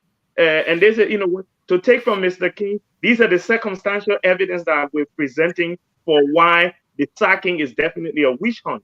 Because the circumstances do not support your point that, only 300 posts will be there. But when sacking 600, we'll only sack 200, right? So what happened to the other 400 people? Why are they not sacked? Oh, no, we're sacking them because they were wearing CDC badge. Okay, so why did you tell them, right, that you're sacking them because of CDC? But why you have the GSC waste their time, our national resources, to conduct a month-long audit to tell us that these people are untrained? And like the point that Mr. Nangbe made, all of us in this room are professionals, right? All of us work in different industries. If your organization goes through a change process, there are new requirements that will make some of us lacking certain skills. They don't sack us because they say, we brought new procedures in, Fidel, so you got the skills for that procedure, so there you go. I'll sue them.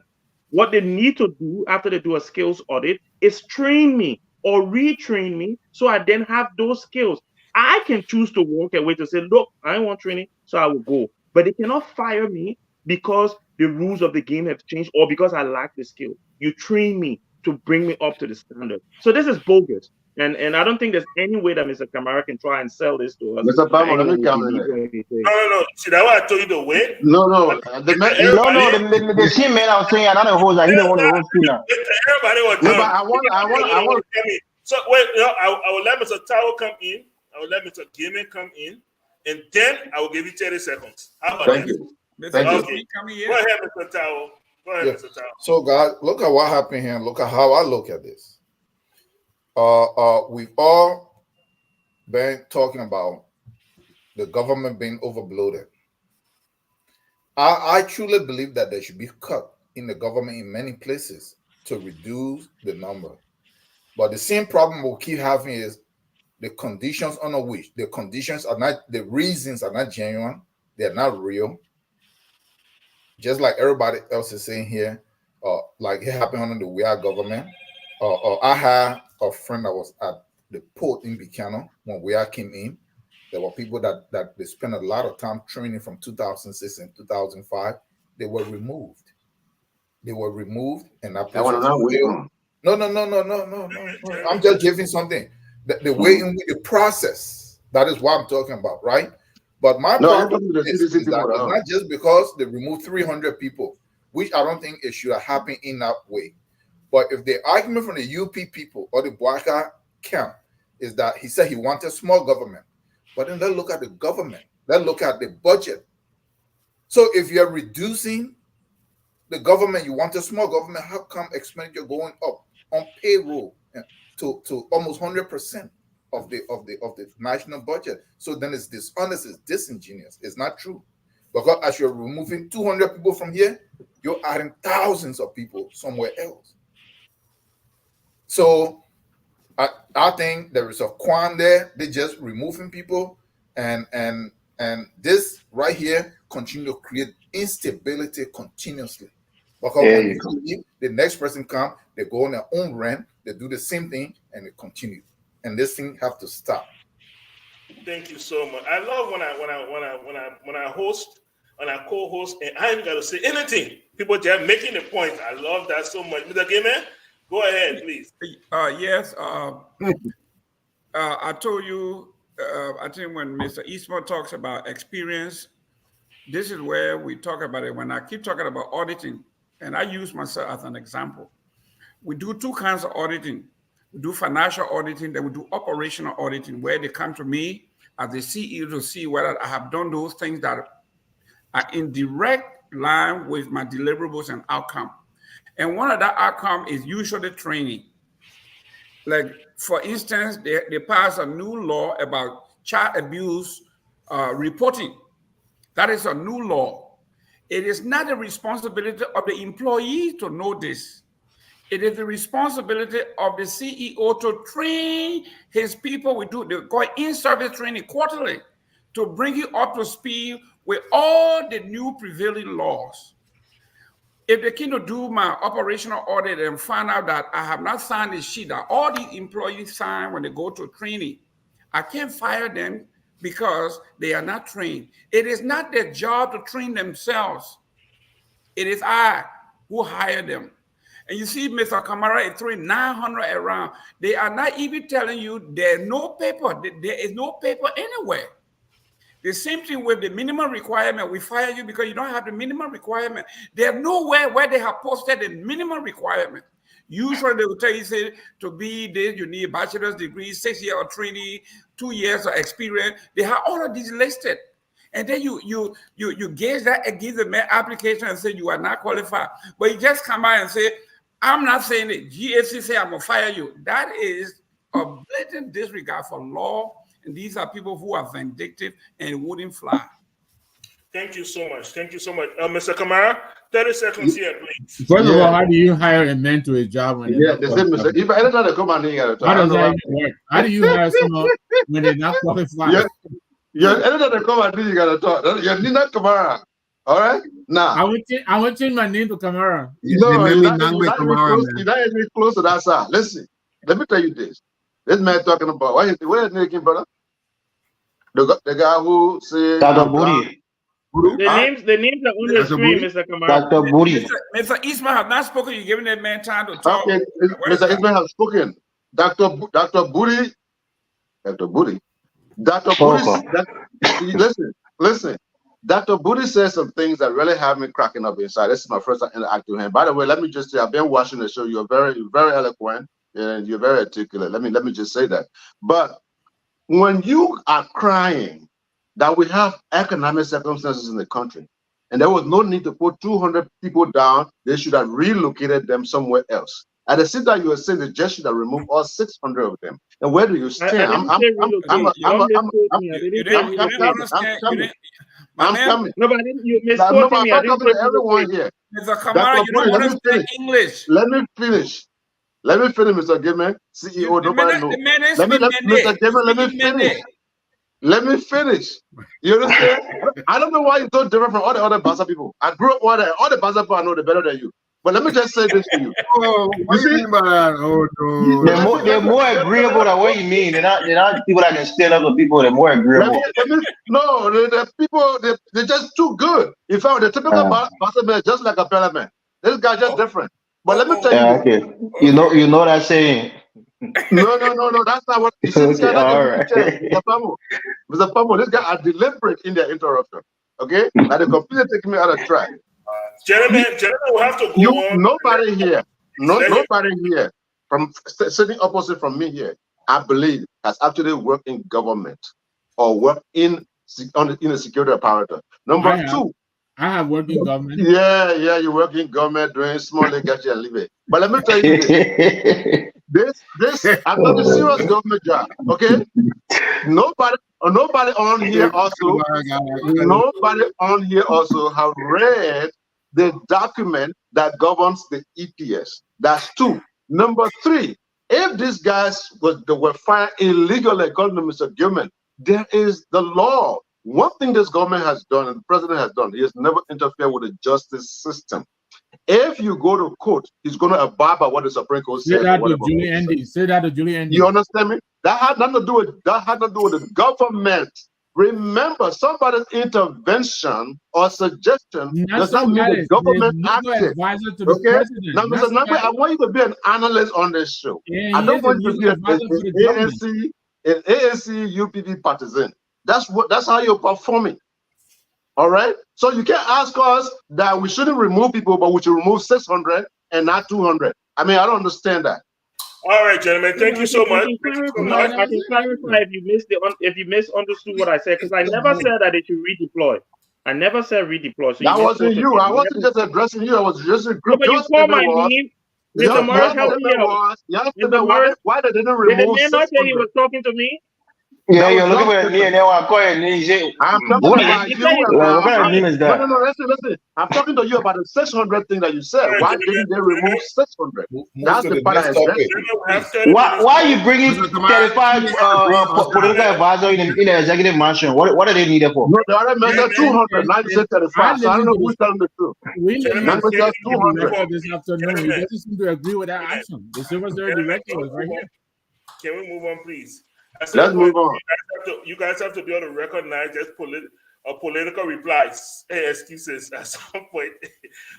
So yeah, we're gonna move on now to the motorcyclists. So it's the director of police, Director Coleman, has come up and the IG and said that they're going to move this motorcyclist off the main streets of Monrovia and only regulate them to the back roads. And that is supposed to do certain things in the city.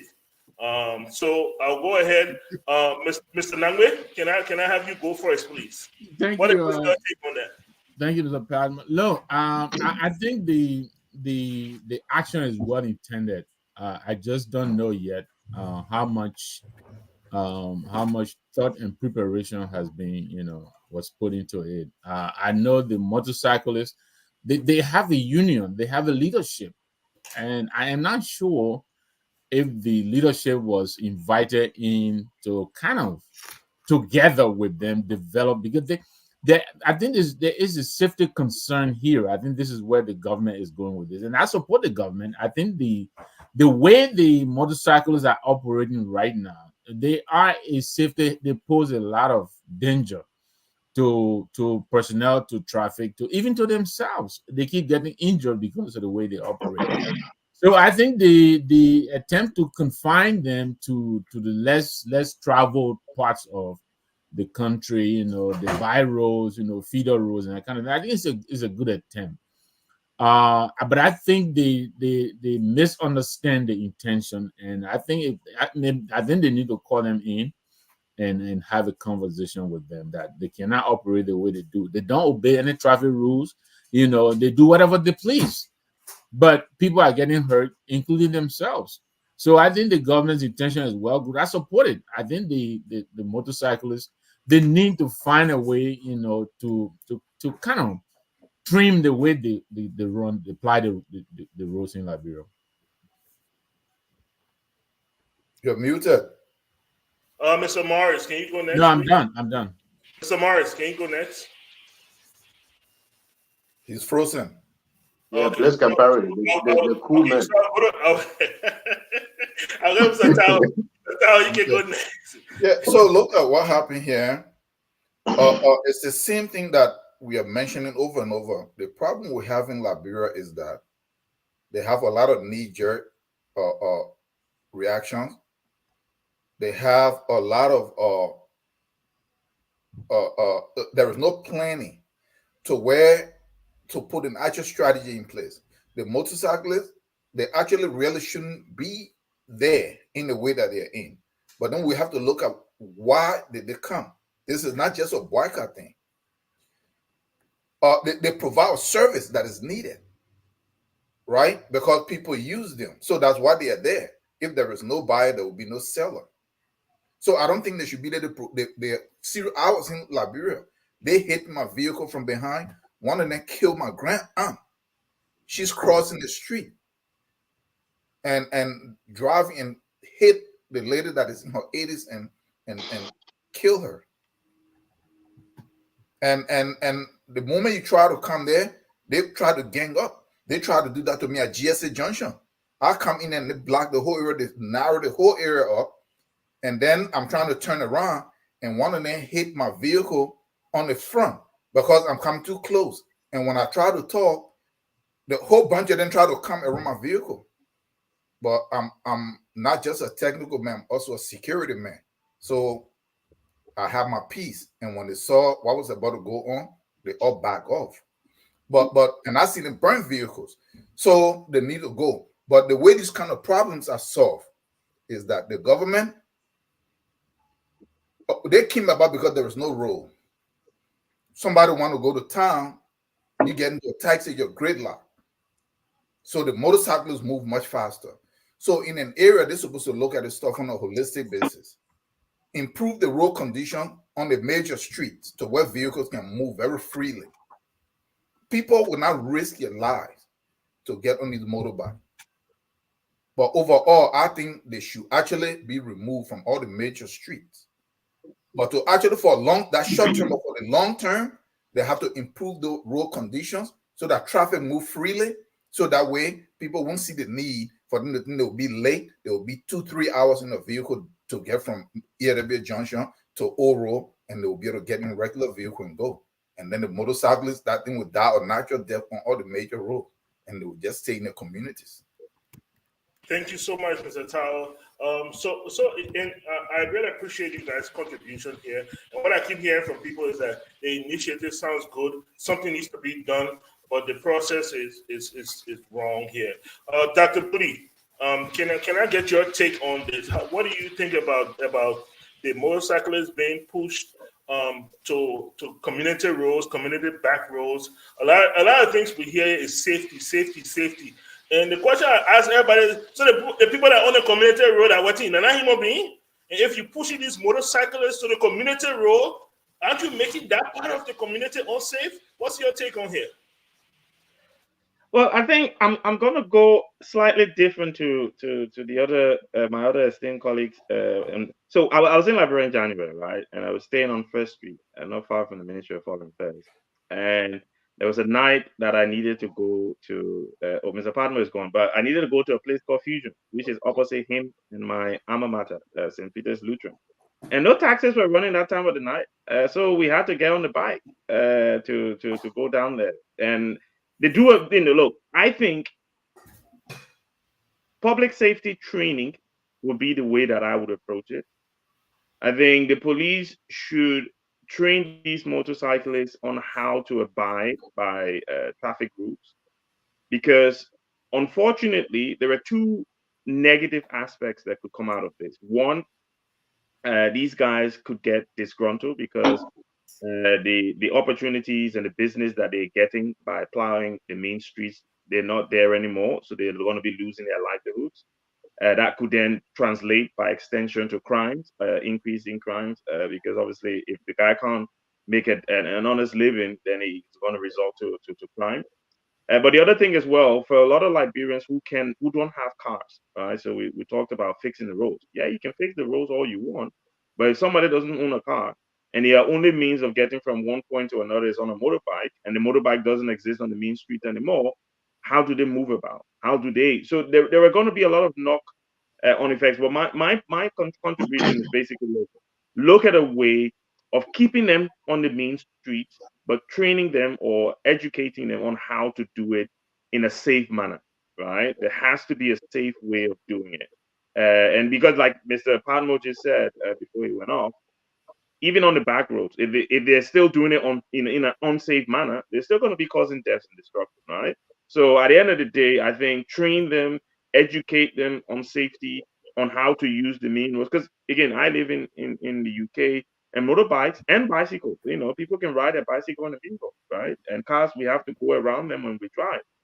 But the people do it in a safe way. They wear the vest so that they're visible in the darkness. They ride in the bicycle lane. If you go to Holland, if any of you visited Holland, for example, if you're careful, somebody will knock you down with bicycle, because that's all they ride in their place, bicycle all around the place. So I think we need to look at it in a better way. And I think the way to do is training them how to be safe on the road, but not putting them to the back streets. Thank you so much. so much, Mr. Dr. Booty, I didn't know you had Liberian English in your mouth. I thought just for go British. Go British. Thank you so much. Thank you so much, Dr. Booty. I appreciate it. Mr. Iswa. Yes. So yeah, you have people in the back, be regular to the back. You know that there are a platitude of things wrong in Liberia, and it's easy to go. I mean, we can't enumerate them all on this show. And even if the bikes are presenting the problem, the way you treat human beings is paramount. Okay, the first thing I see what they should be doing, especially with a group like the motorbike boys, like young, very agitated group that you do not want to get on the worst side. And of course, they have all kind of elements in that group. But you have to build rapport, establish a good relationship with them. Then you set clear expectations for them. You know, that's why they have a union. That is good, because through the union you can talk to them through the union. And then you should be leading by example. You treat them right. You do the right thing. They will follow. Okay, you encourage them to see opportunities of growth. Provide them somewhere else they can grow and develop. Okay, there are so many things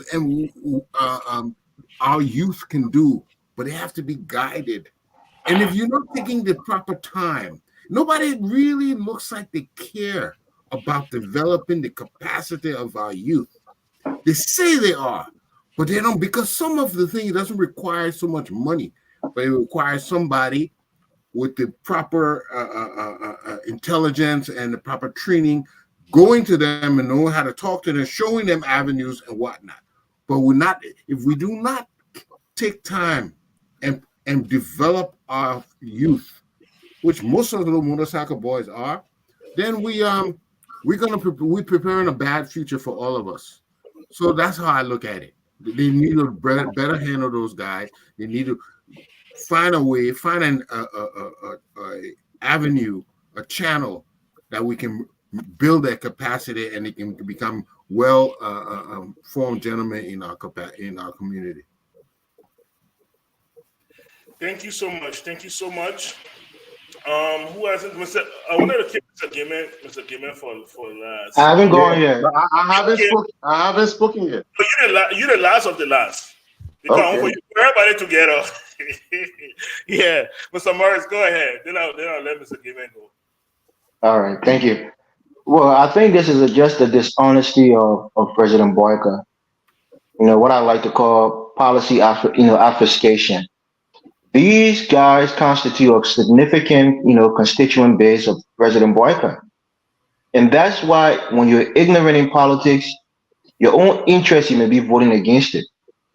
Because they never asked President Boyka what was his plans for them. You're in this country, you have nurses, union, you have doctors union, you have, construction union, going and advocating to politicians on what they want, what their needs are. If that politician agrees to help them bring, some form of reform in that sector, then sometimes they get their vote. You saw it with the auto union workers here in the United States with Joe Biden. But these guys never thought Boyka would do this. So they voted for him. He kept quiet until after the election.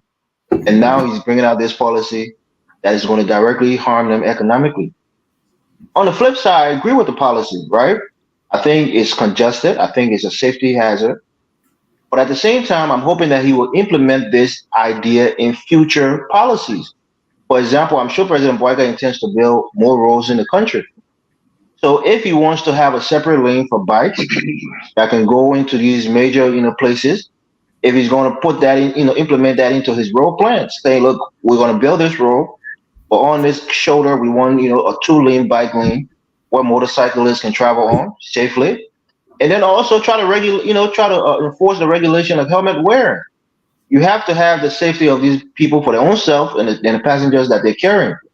So if you want to do it, I think you have to do a holistic overhaul, which is going to make sense.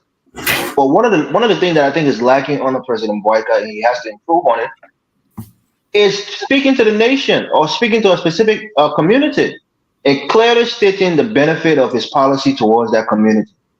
and telling them why it's necessary and what's the benefit to them. But he doesn't do that. Even this war crime court and other policies that he's trying to implement, he's not giving the nation the reason behind it, the perceived benefits and why it's necessary. So these guys are feeling deceived. This is the raw emotion that they're feeling. They feel deceived by the man that they thought were quote unquote on their side. And this policy is going to harm them directly economically, which is what matters most. So I'll leave it there. The man that gave me a speech last time, he gave a speech, he almost went. So The last press conference agriculture could barely hear him. Come on, make him project his voice. Mr. Gibbon, I'm tempted to go the political way and ask you, when Joseph Boyka was going to ATS for the closing of the Unity Party, who escorted him to ATS? Exactly. Boys? That time they were not a teacher, there was no teacher. But at the same time, I'm tempted to go the way of a businessman. You have so many businesses that rely on people coming to them along a certain route that you are about to cut off and alienate and push people in the back. And how a struggling economy, how do businesses respond to this? Well, Mr. Padmo, thank you. This is why when we talk about public policy, it's not about might made right. It's about national security. From what Mr. Boyka himself was saying during the campaign, there are too many motorbike riders, there are too many young people selling on the street. And the way to do that would be I will create jobs for them to get off what they are doing. I will create 10,000 jobs in my first 100 days through ICT or RCT, whatever job you were talking about. These are some of the young folk that we were talking about. We were thinking that Joseph Boyka was talking to. Take them from the streets, take them from the motorbike, and put them into these centers that he said he was going to do the first 10,000 in the first 100 days. That has not happened. I will talk about national security here. They say there are about 10,000 or 5,000 motorcyclists. You isolating them, you injuring them. You lay off. There's about 800 at the Ministry of State for Presidential Affairs. You injuring them. You got 600 EPS officers. You are talking about thousands of people that you are injuring. You are talking about national security here. And then second, we are talking about supply and demand. As long as there's a demand for these people to work, if I call you from the corner and I say, take me, I work down Capitol Hill, I don't have a car, take me. They say, well, we can't take you, we have to go through the back way. So where are you going to drop me in Monroe for me to get to work on time? So these are things that policymakers think about. They sit and then they plan. You cannot just do these things. So as much as everybody would like, for instance, the last time where they say one 44 container were on the wrong kind of car and they fly and kill so many people. All of these things, they're public hazard. You're not dressing these things that are killing massive people, but the common man who is making a living. Now, how do 1,000 police officers in Monserrato or secure 10,000 motorbikes? How you going to do that? I don't know. It's a complete mess. Thank you so much. Thank you so much. Thank you so much, Mr. Gimel. Mr. Kamara, you have the floor. Yeah, thank you for giving me the floor. Oh, God. An announcement, please. Please, I beg you, give Mr. Kamara a chance. Mr. Kamara did not, he tried his best not to interfere with anybody's speech. Please, let's give Mr. Kamara the floor. Thank you so much, Mr. Kamara. Go ahead. I appreciate it. Please tie him to something. But listen to this. Let me say this. Let me first of all point out some of my beginning in the motorcycle business. My beginning, Lebanon colleague. What is a human being colleague? I'm telling you now, what the government is doing right now is in your favor. Don't listen to opposition analysts. Their goal is to fearmonger and to incite you into something that you will be the victim of, not them. They're in their cruising offices. Some guy here with a beautiful British accent in London somewhere. You got Mr. Papo sitting over there. He's a nurse. Don't listen to them. Forget about the way they put the English language together. In fact, it doesn't concern you. What I want you to know, on the top of my head, I can count at least 23 cities in Liberia right now. They talk about one city, a small portion of one city. Just stay out of the small place. These guys are turning it around and making you believe that Joseph Boca not come for you. They're driving you from the whole country. You pay attention. Now let me give you some scenario. Speaking to those boys, now you're here. Let me give you some scenario why Joseph Boca is doing this, not only in your favor, but in the favor of the people. I was standing at the Farmington Bridge, Rawafi Highway. Area, When? a beautiful How young long? girl with a What time? bucket of water on last year, with a bucket of water on her head, crossing the street. It was still dry water with bucket on her head. One of your men, a colleague, motorcyclist, that ball ran that woman. I saw the woman go up and she dropped, and that was it. That boy, they had to hunt him down. They caught him, but he was about to escape. If it was in the night, that thing was gone. We saw a scenario, most of you saw that video, where one man alarmed that a girl, helpless, vulnerable, intended to steal his back. No question asked. Series of motorcyclists came around. They beat that girl. Up to now, she's still traumatized. We saw a series of occasions where motorboys tried to overtake cars in bad locations where car hit the motorcycle. Motorcyclists died. The driver had to run because his vehicle is set up on flame. We cannot have a lawless society. We also saw some of you, Kekus, somebody stopped one of you, took your motorboat overnight. So when the government is bringing these things in place, the politician will make it seem like the government is coming after you. But remember one thing, Joseph Boca appointed a policeman or police people who are trained in these areas, the areas of public safety. When they are using their discretion, Joseph Boca does not necessarily have to interfere. Now let me tell you this. I listened to 102. He said, and I quote on 50-50. We had a meeting. In fact, we have tried now to make the Motorcyclists Union into one. They have agreed to become one because prior CBC had one and United Party had one, it seemed like. So they have had one motorcycle union. They said they had a meeting with them and told them these things. And How long they going to talk? No, listen to me. And even in I want the boys to listen. No, we Not be you. saying now, man. Come on, I give us want the facts. boys to listen. I want the boys because you people are inciting problems. Let me tell you this. Let me just close on this. Okay, they had a meeting. The motorcycles are aware, especially their leadership. Most of the other boys who are making noise are not aware. And let me say this as in closing. My people, a 75-year-old man once told me, he said, every time growing up, every time government try to do something to straighten up Liberia, Baka is not 75. Every time the government tries to straighten up Liberia, this guy just can't help themselves. Every time the government tries to straighten up Liberia, the public will cry, oh, the people hungry, no food, and feel sorry for the people. The Papa told me that's why Liberia is still like this. Forget it. The one making cheap, not get cheap. You understand? The job must be done. Thank you so much, Kamara. We appreciate you coming on. We appreciate your input. We appreciate it very much. We encourage you to come back again next week. It's been a great day.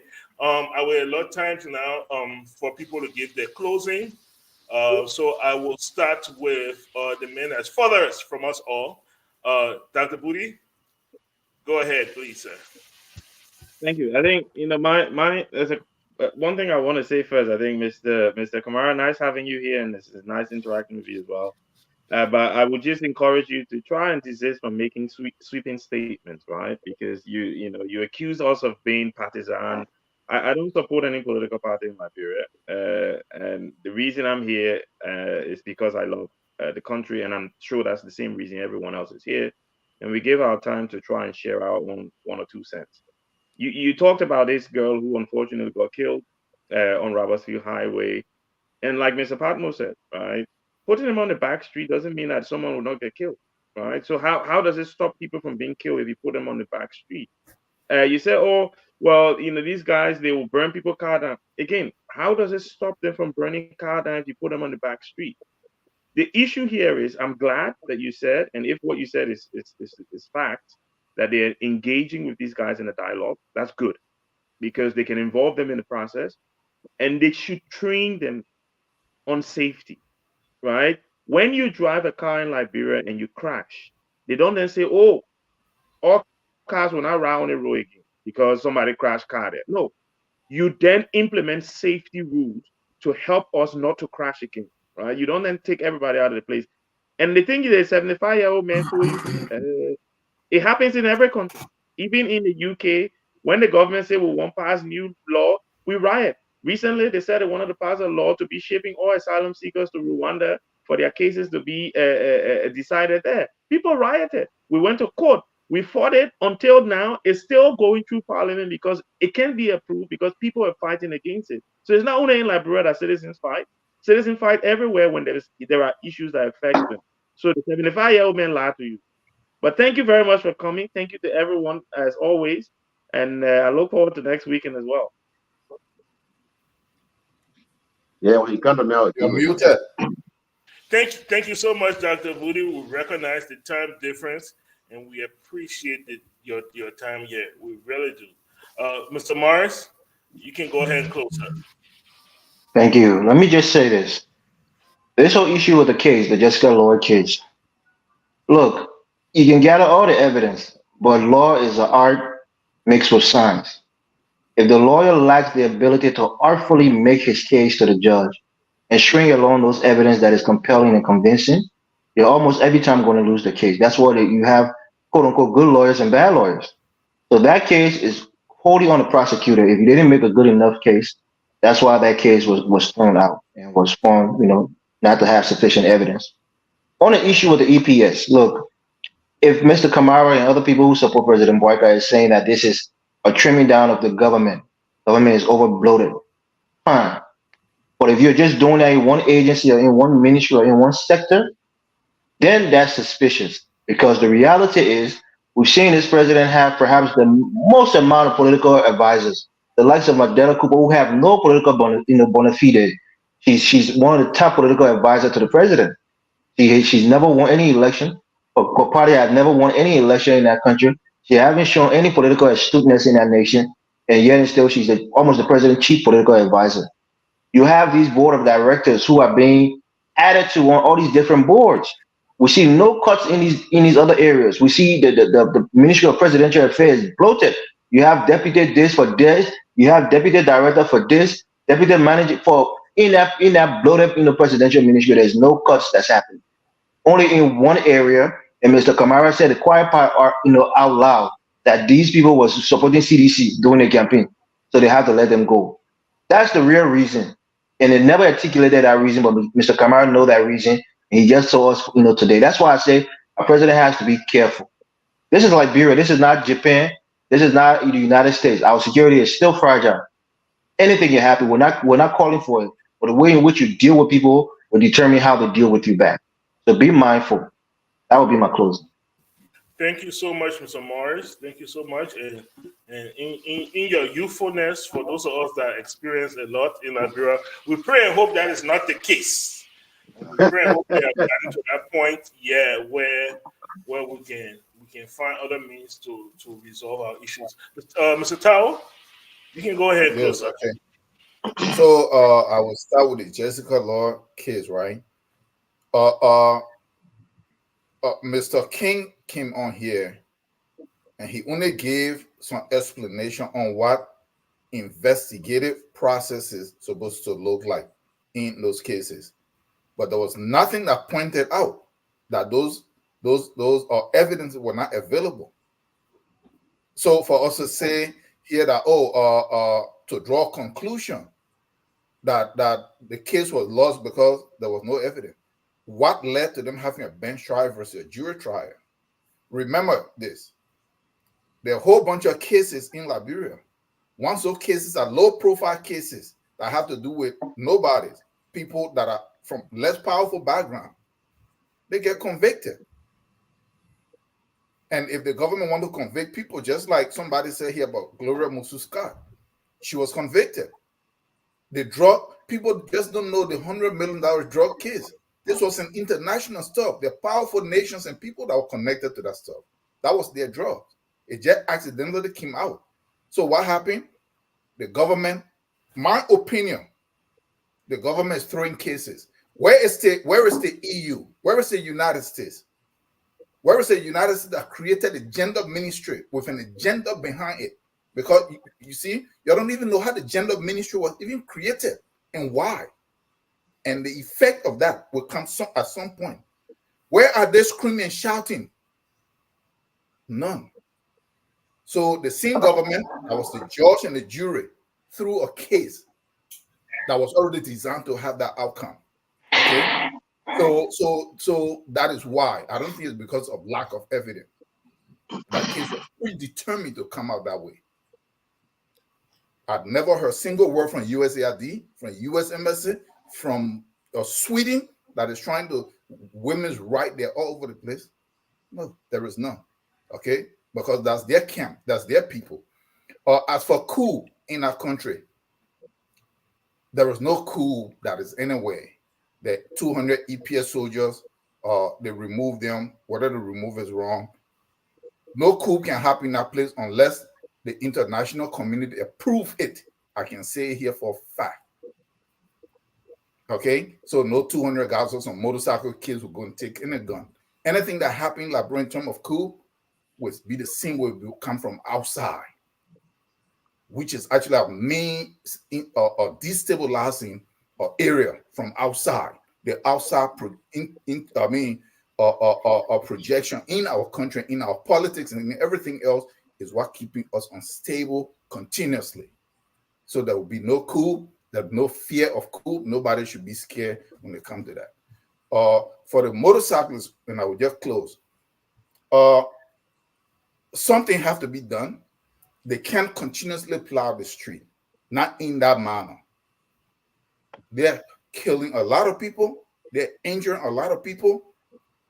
So even train them is not even the issue in safety. We have a very, very bad youth population in terms of from the war. Kids were neglected. They had to raise themselves. They have to hustle for themselves. You have to build, you have to invest in the population where parents from the homes can have the ability to be able to feed their kids to where they can train them and they listen to them. And then with that training, then they make it onto maybe those levels, then they will have that in there.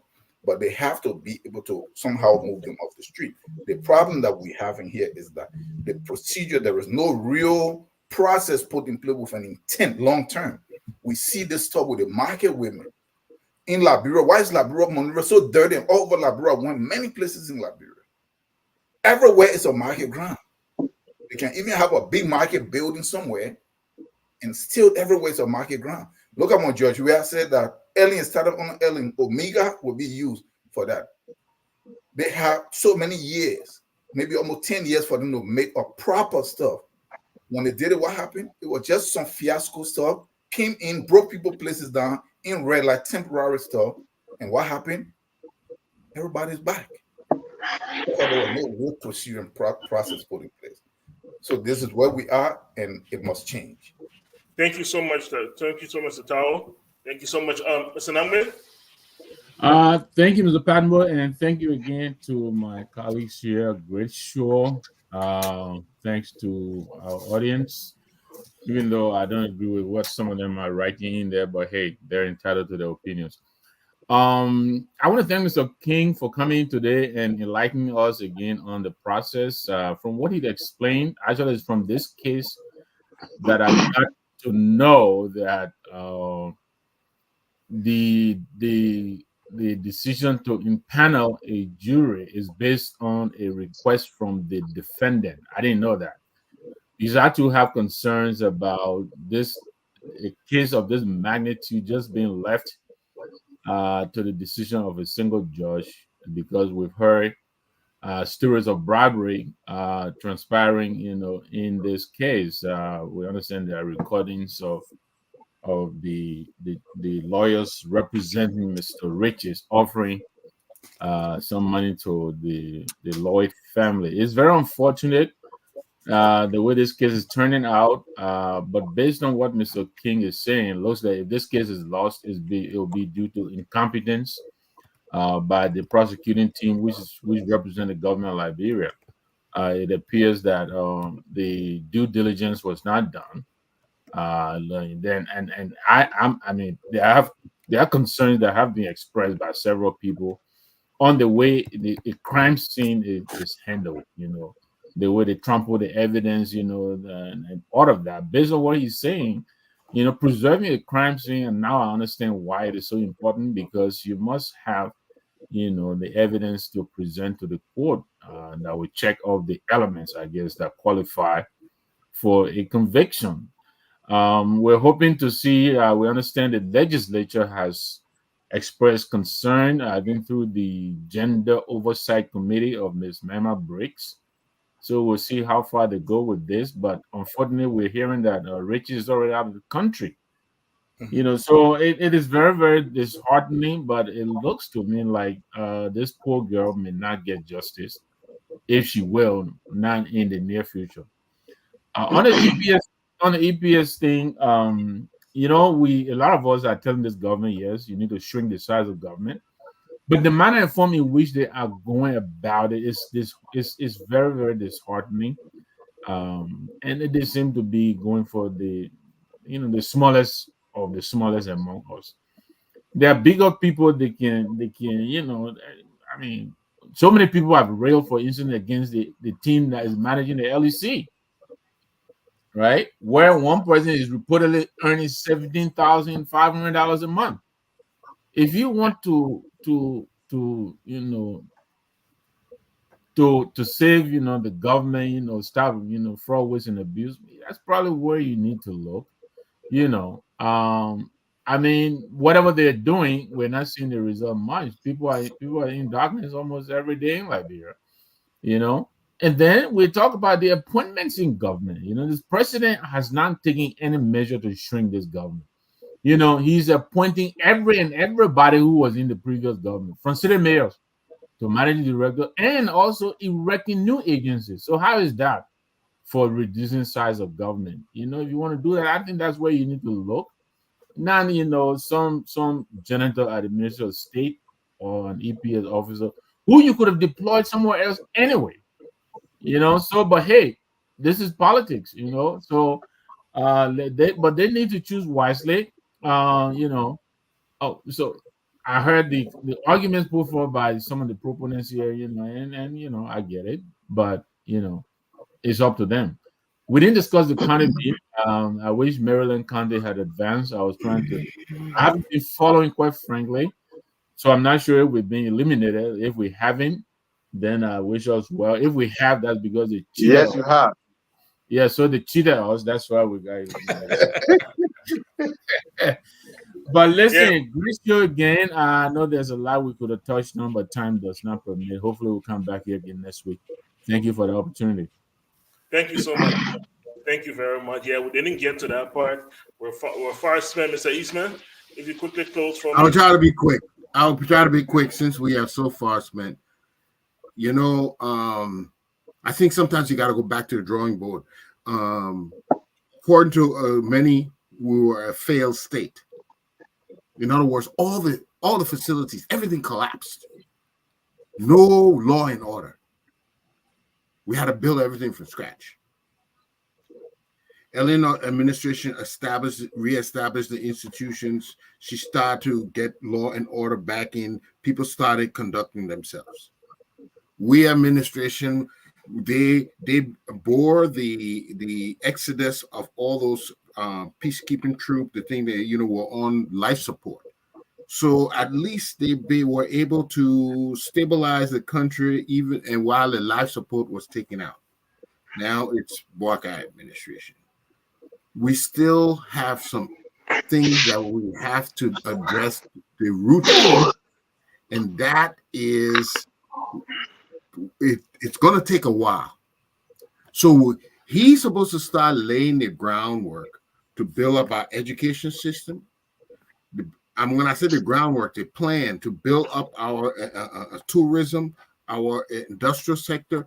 He's supposed to start putting those things in place so the next generation will come on. Because it's not going to happen over a year. And any kind of facsimile or quick fix operation is not going to work.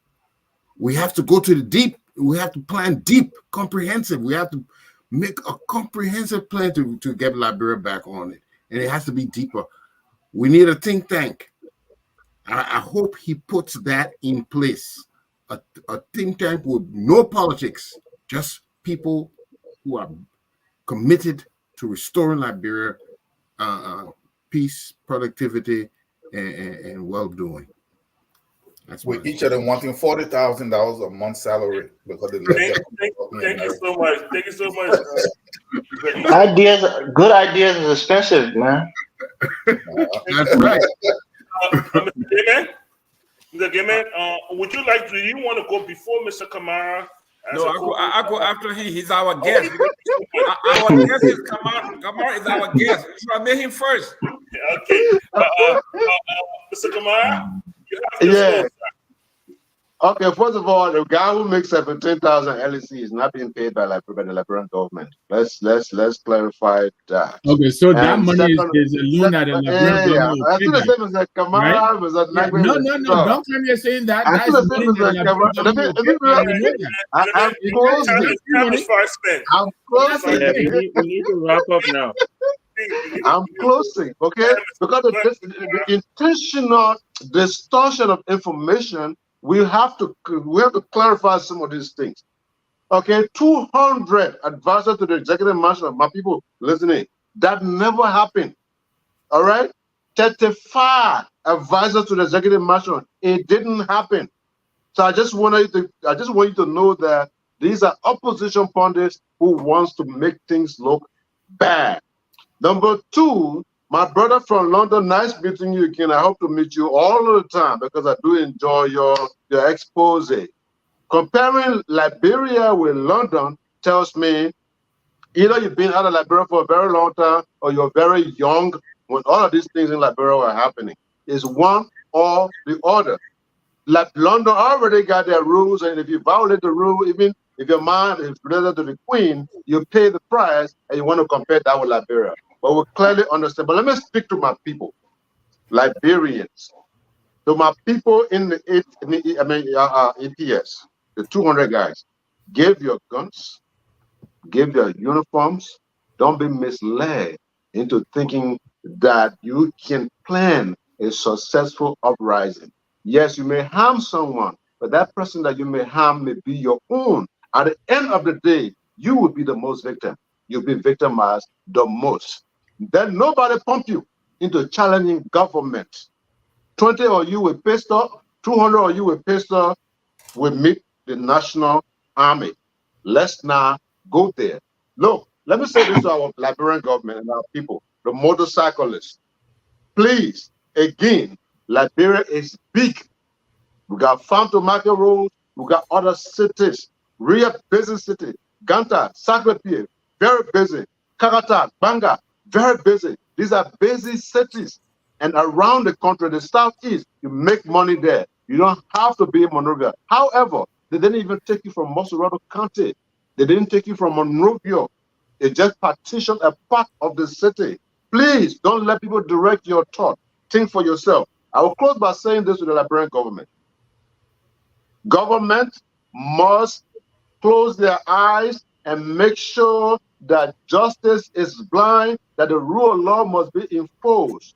Let me say, we understand that we all have empathy, we all feel bad for people. I spent most of my young time playing Scrabble and eating Gariyoko. You understand me? So I know firsthand what it means to sit down over there, play Scrabble, and somebody who will get small job drive by. I see why you get thin and I ate too much Gariyoko. Let me get small thing. You understand what I'm saying? Hello? We know that. But if we would live our life based on emotion, based on sentiment, and our decisions are only driven by compassion, we will not develop. So I said this to the Liberian government. Enforce the law, employ new policies, enforce them, even if you don't feel like, even if it feels bitter, even if it does not feel encouraging, even if somebody on a platform say and scream loud, what will benefit Liberia tomorrow must be enforced now, regardless of the sentiments and the emotions. Thank you so much, Mr. Kamara. Thank you so much. Mr. Gayman, you have the floor, sir. Thank you very much for the opportunity. One thing I have to give the Unity Partisans and the Unity Party, is that they have the ability to put on all these small screens. So we cannot discuss the real issue of the complete failure of Joseph Boakai. Instead of us talking about his 10,000 jobs for the young people he promised. That wasn't a question. Listen, I'm closing, my man. Okay, close. Instead of talking about the 10,000 jobs that he promised the young people. But that wasn't part of the topic. Oh, God. Gary, you're going to speak in there.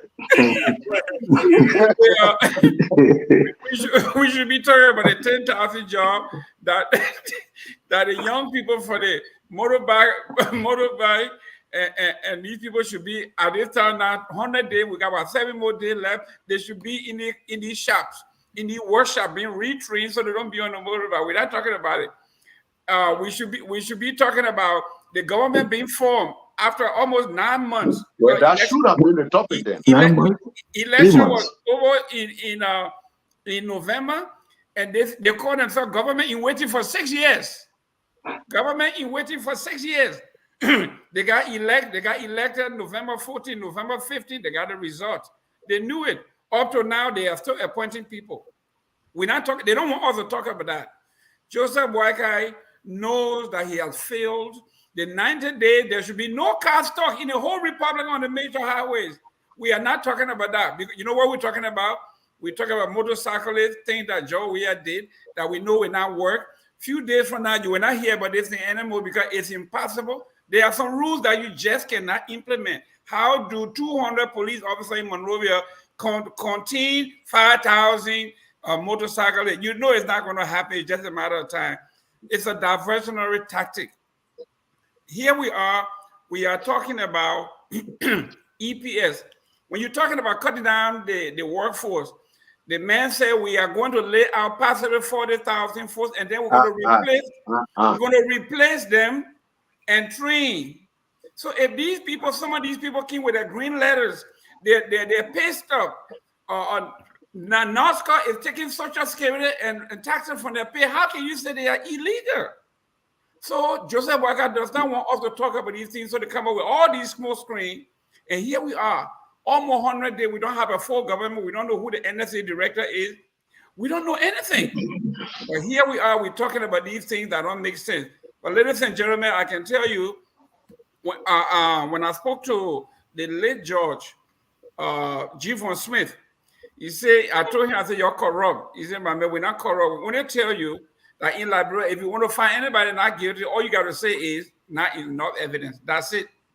And that's why you saw that this case was suspicious when they went to bench trial, not jury. Why they say that? They say it's the choice of the defendant.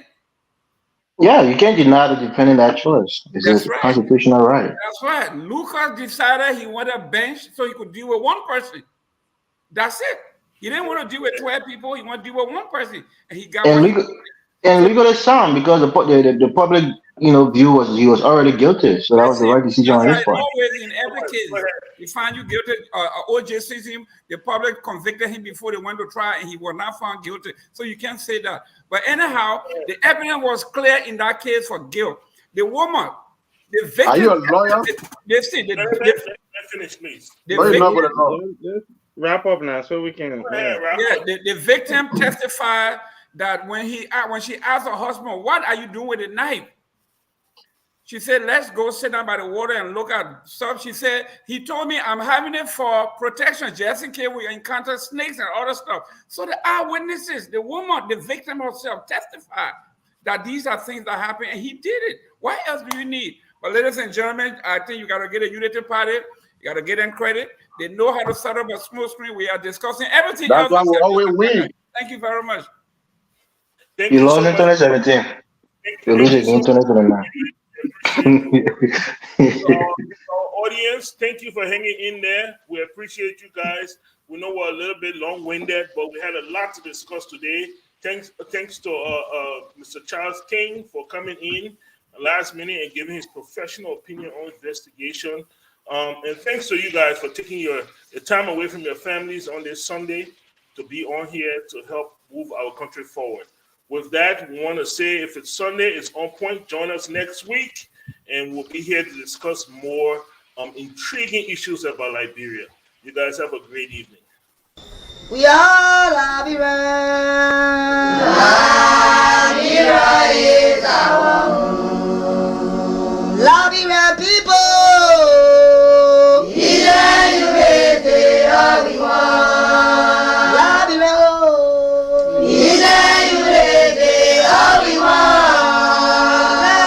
Liberia.